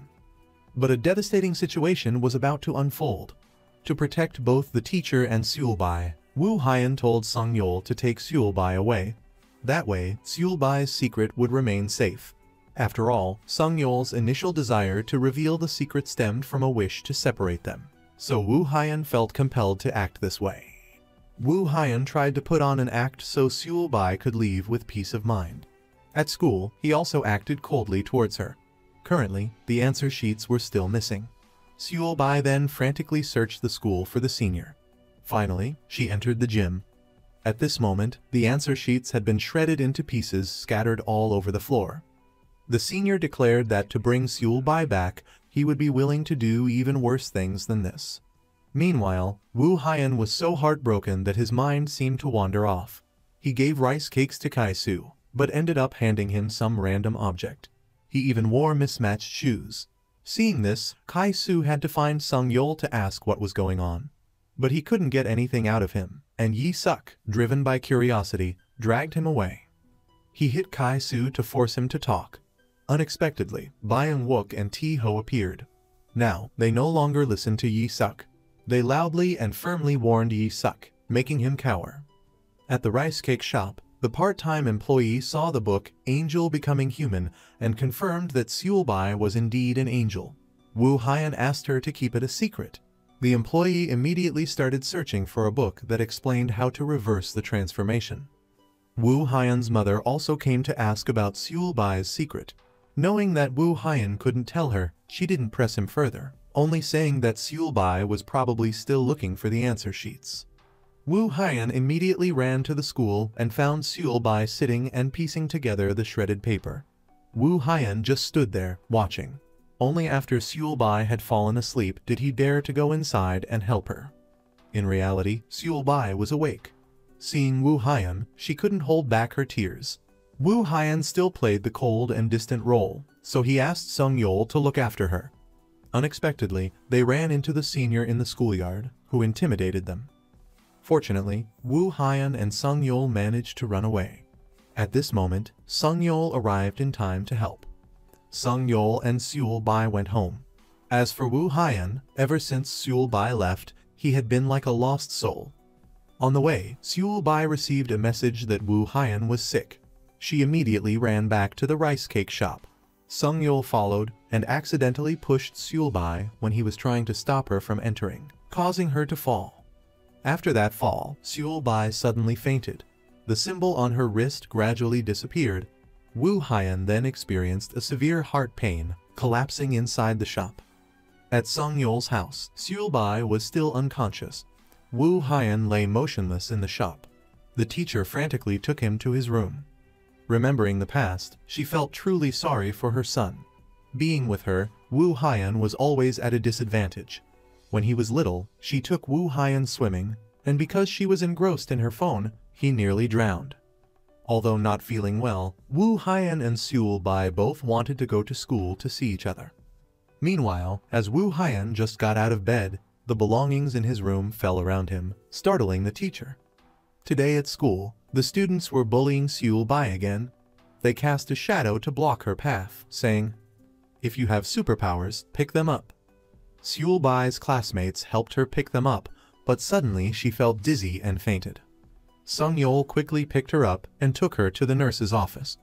Meanwhile, Wu Haiyan had severe heart pain again, unaware of what was happening. Cold on the outside, but truly, Wu Haiyan still cared about Seul Bai deeply. He even reminded her, "Seul Bai, don't get sick." Wu Haiyan rummaged through the library as if searching for something. The homeroom teacher and the director also arrived. Seeing Wu Haiyan casually talking to the director, the homeroom teacher was shocked. "That's the chairman." Actually, Wu Haiyan found the right person. He led Wu Haiyan downstairs to talk. As it turned out, Seul Bai had been trying to erase the symbol, which caused her to get sick. And the true love between the two of them caused Wu Haiyan to feel the pain as well. Now, all they can do is wait for the wound to heal. Otherwise, Seul Bai might disappear. Though they no longer lived together, the ethics teacher still prepared food and asked Seul Bai to take care of Sung Yeol and his father in her place. The teacher and the police officer met, but they still couldn't agree. The police officer wanted her to come back, but the teacher didn't want to abandon Wu Haiyan. Wu Haiyan was still distraught, burning the rice cakes without realizing it. Meanwhile, Sung Yeol was confused, telling Seul Bai to throw away the food in the refrigerator. Thanks to Seul Bai's persuasion, he didn't. Today, Seul Bai tried to go to school. They had a field trip, and while everyone else was having fun, Seul Bai fainted in the restroom. The part-time worker checked the restroom after hearing a noise, but not seeing anyone, assumed it was empty. Shortly after, Seul Bai emerged. Finally, the part-time worker came up with a plan to encourage everyone to accept Seul Bai as an angel. They handed out flyers, urging everyone not to touch Seul Bai's mark and to treat her like a friend. Yi Suk still didn't know anything. Finding Seul Bai asleep on a bench, he became curious and wanted to see her glowing mark. Luckily, Sung Yeol stopped him just in time. While they were arguing, the senior made Seul Bai disappear. Everyone split up to look for her, but they couldn't find her. The senior had placed her in the storage room. He was planning to do something, but when the others showed up, he backed off. Just as one of the students was about to confirm the truth, an image of Wu Haiyan sobbing appeared on the screen. It turned out Wu Haiyan had wandered into the recording room. He poured out his heart. "Seul Bai, where are you? Why did you make me fall in love with you when you were bound to disappear? Why did you make a fool of me? I can't live without you, take me with you. I miss you so much." Everyone was nearly in tears over their touching love story. Then the senior reached out his hand as if to do something, but unexpectedly, his magic no longer worked. The director arrived and dragged him away. At that moment, Seul Bai appeared, embracing Wu Haiyan tightly. The chairman gave the senior a lesson he wouldn't soon forget. He was probably enlightened by now. Everyone tied ribbons around their wrists to support Seul Bai. From now on, Seul Bai would wear a ribbon with them to cover her mark. Sung Yeol had disappeared at some point. Everyone split up to look for him, and it turned out he had gone home. Witnessing Wu Haiyan and Seul Bai's declaration of love, he was consumed with guilt over his actions. Sung Yeol decided to return Seul Bai's bag. "Go back to Wu Haiyan. I don't feel comfortable being around you anymore, so just go." Seul Bai didn't want Sung Yeol to feel awkward, but his feelings were genuine. He couldn't bear the pressure of Wu Haiyan and Seul Bai's relationship any longer.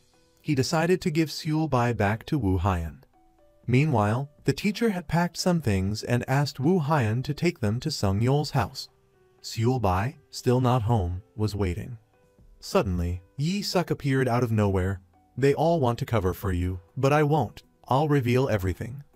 Now ostracized by his friends, he was clearly desperate. Wu Haiyan also experienced a sharp pain and ran straight to Seul Bai. Cornered, Seul-bai banged on the door, calling for Sung-yeol, but he was fast asleep. Overcome by drowsiness, Seul-bai couldn't control herself and fainted. "Good," Yi-suk approached, grabbing her glowing wrist. Suddenly, an unprecedented light illuminated the corner of the room. Woo Hyun arrived just in time. Without a word, he lunged at Yi-suk. Woo Hyun carried Seul-bai and kept knocking until Sung-yeol groggily opened the door. Then he fainted. At the hospital, Sung-yeol was still unconscious. The ethics teacher rushed in, her sandals in hand, showing how hurried she was. "Are you okay? You should have told me you were sick. Why did you hide it from me?" It was a touching scene. In this world, a mother is the first to smile, cry, and hurt. As long as there's a mother, everything will be all right. Woo Hyun gave his shoes to his mother to wear. Seul-bai helped Sung-yeol leave. At home, Sung-yeol's father was heartbroken over his son's condition. "Please wake up. I'm so lonely here by myself." Sung-yeol heard his father's words and couldn't hold back his tears. The next morning, he opened a drawer in his dad's room and found divorce papers. He couldn't believe it had come to this. Sung-yeol and Seul-bai decided to tell Woo Hyun so they could work together to salvage the situation. At school, Woo Hyun confronted Yi-suk. He had discovered Yi-suk's weakness, leaving him with no room for denial. After all, Yi-suk had hurt Seul-bai because he thought she was the reason no one paid attention to him. Sung-yeol went to see his teacher. "My dad isn't the type to reach out and apologize first. You know he didn't mean what he said, so why don't you call him first?" They had PE class that day. The teacher saw them wearing armbands and mistook it for a protest, telling them to take them off. No one cooperated. The teacher called on Seul-bai. Luckily, Woo Hyun was quick-witted. "Don't you know this is the trend? We're wearing these to show our unity." Actually, the students really wanted to help young Yoon get her surgery. But how could they make a difference with just a few coins each? Now, everyone was looking to Sung-yeol for an idea. Finally, they found a way. They hung a banner in front of the rice cake shop that read, "Save Young Yoon." They would sell rice cakes together to raise money. Meanwhile, Yi-suk was confronted by some students from another school. "Heard you're the star of this school, huh?" Then, the group ganged up on Yi-suk. Luckily, Byung-wook and Tae-ho showed up just in time, acting cool and rescuing Yi-suk. They also took him back to the rice cake shop. From now on, Yi-suk could integrate with the others and help out. It was a long day of work. Then, the teachers arrived. "Who gave you permission to do charity work without telling us?" Actually, they had also collected some money and gave it to Woo Hyun for the fund. At first, when Yi-na and Kai-soo brought the money, Young Yoon seemed angry and didn't want to accept it. But later, they understood each other. They reconciled and hugged each other, crying. Meanwhile, Woo Hyun talked to his teacher. "What kind of person is my dad?"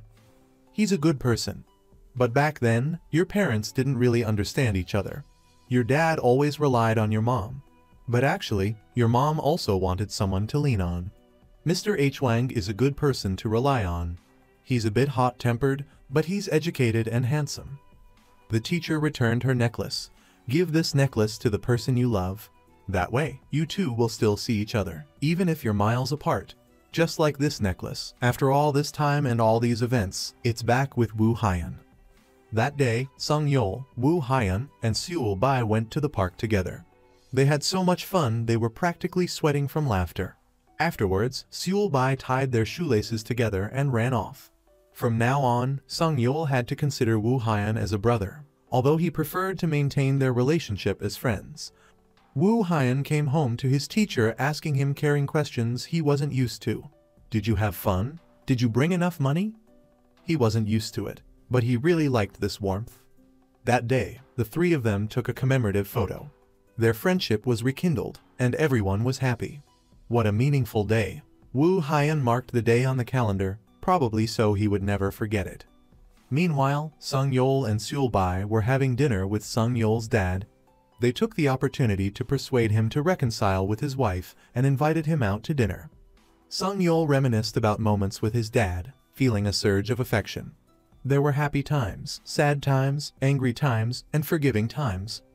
Although he agreed to go to dinner, he unexpectedly ended up at the rice cake shop. These three were truly cunning. they played another trick. I approve of this divorce. I approve too. I also approve. Then, one by one, they accused him of not caring about their teacher. Finally, he had to admit that he did care. The plan was a complete success. Wu Haiyan held his mother's necklace. I wish I could find my string. His wish had come true. Seul Bai returned the string she had picked up earlier. Wu Haiyan then put the necklace on Seul Bai. Seul Bai also put the other one on Wu Haiyan. From now on, they would always be a couple. Wu Haiyan and his teacher were determined to heal their wounds and live together. Thank you for giving birth to me, and I also really cherish Sung Yul. Sung Yul quietly packed his belongings, preparing to leave. He bid farewell to his first love, Seul Bai, in her room, leaving a message for his senior, wishing him happiness.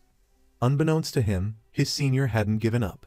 He was determined to win Seul Bai back, no matter the cost. At the hospital, their parents anxiously waited for news. When Wu Haiyan finally regained consciousness, he asked his mother, "Where's Seul Bai?" She wasn't there. Wu Haiyan, devastated, collapsed at the feet of their homeroom teacher. The accident was severe. Sung Yul remained unconscious, and Seul Bai had vanished without a trace. 2 years passed. One day, Wu Haiyan saw the necklace again, the same one from the beginning of the story. He thought it was Seul Bai, but why didn't he chase after her? Now, the two cousins were university students. The police officer, surprisingly, had retired and now sold rice cakes. Kai Su and Young Yoon had become a couple, constantly bickering. Their teacher continued working at the school, dealing with troublesome students. Exasperated with the teenage girls, she resorted to using her son's picture to bribe them. Sung Yul went on another blind date at a cafe. But something more significant caught his attention. A familiar figure. It was Seul Bai. Later, Sung Yul was walking down the street when it began to pour. He took shelter in front of a convenience store. A girl and a boy walked past. Sung Yul recognized her instantly. It was Seul Bai. He wanted to talk to her, but she seemed different. Seul Bai left, not forgetting to offer him her umbrella, just like their first encounter. That evening, Sanggon and Wu Haiyan went out drinking. Sung Yul mentioned Seul Bai, causing Wu Haiyan to reminisce. He drank heavily, becoming intoxicated, and the two had to help each other home. Wu Haiyan pulled out Seul Bai's unsent letter. It read, "Even if I lose all my memories, as long as I have this necklace, we can recognize each other and love forever." Now, their families lived together harmoniously, happily everyone except Seul Bai. One day, a girl applied for a part-time job at the rice cake shop. The uncle recognized her instantly as Seul Bai. However, she introduced herself as Tran Sa Jiang. Just then, Wu Haiyan walked in and called out, "Seul Bai?" She turned around, but then, Wu Haiyan received a slap across the face. Seeing Wu Haiyan cry, she reached out to wipe his tears. A flood of memories rushed back, but they had no effect. She looked at the drawings on the board and, unexpectedly, wanted to erase them all. Sung Yul also returned. She still didn't remember anything, only that she had given him her umbrella the day before. The truth was, during the accident, the senior had saved Seul Bai. She lost her memory, and he was now working at the shop. After work, Wu Haiyan followed Seul Bai home. Finally, they arrived. To his surprise, she asked for Sung Yul's contact information. She had a crush on him, just like any other girl. The senior opened the door. Seeing Wu Haiyan, he was startled and quickly ushered Seul Bai inside. The chairman met with Wu Haiyan, revealing the truth about Seul Bai. "I hope your love can help her regain her memory." Everyone learned about Seul Bai's amnesia. It was unbelievable. They just hoped she was still the same Seul Bai. One day, Seul Bai arrived with a pair of pliers, wanting to remove the heart-shaped locks in front of the shop. Luckily, Wu Haiyan stopped her in time. She also disliked the angel wings sticker on the window. Finally, the senior decided to leave, returning Seul Bai to Wu Haiyan. Seul Bai continued working at the shop, tears streaming down her face as she chopped onions. Wu Haiyan put a helmet on her head. She still didn't remember anything. Walking her home, Wu Haiyan bent down to tie her shoelaces. Still nothing. Back at her place, Wu Haiyan mentioned the necklace she was wearing. There was no sign of recognition. Wu Haiyan returned to the shop, looking at the wishes, hoping Seul Bai would remember the old days. The chairman introduced the senior as the new teacher. Mr. Kim immediately labeled the four of them as the F4. Was he being overly confident? At the shop, Seul Bai traced the heart drawing on the board. Suddenly, she remembered something. She started walking home, and Wu Haiyan accompanied her as usual. Suddenly, she crossed the street without looking. A car sped towards her. In the nick of time, Wu Haiyan pulled Seul Bai into his arms, saving her just like he had in the past. That was the moment that triggered Seul Bai's memory. Beautiful fragments of memories flooded back. "I'm sorry. I recognized you too late, didn't I? I miss you. I miss you so much." Tears of joy flowed. And so, they had the chance to fall in love all over again.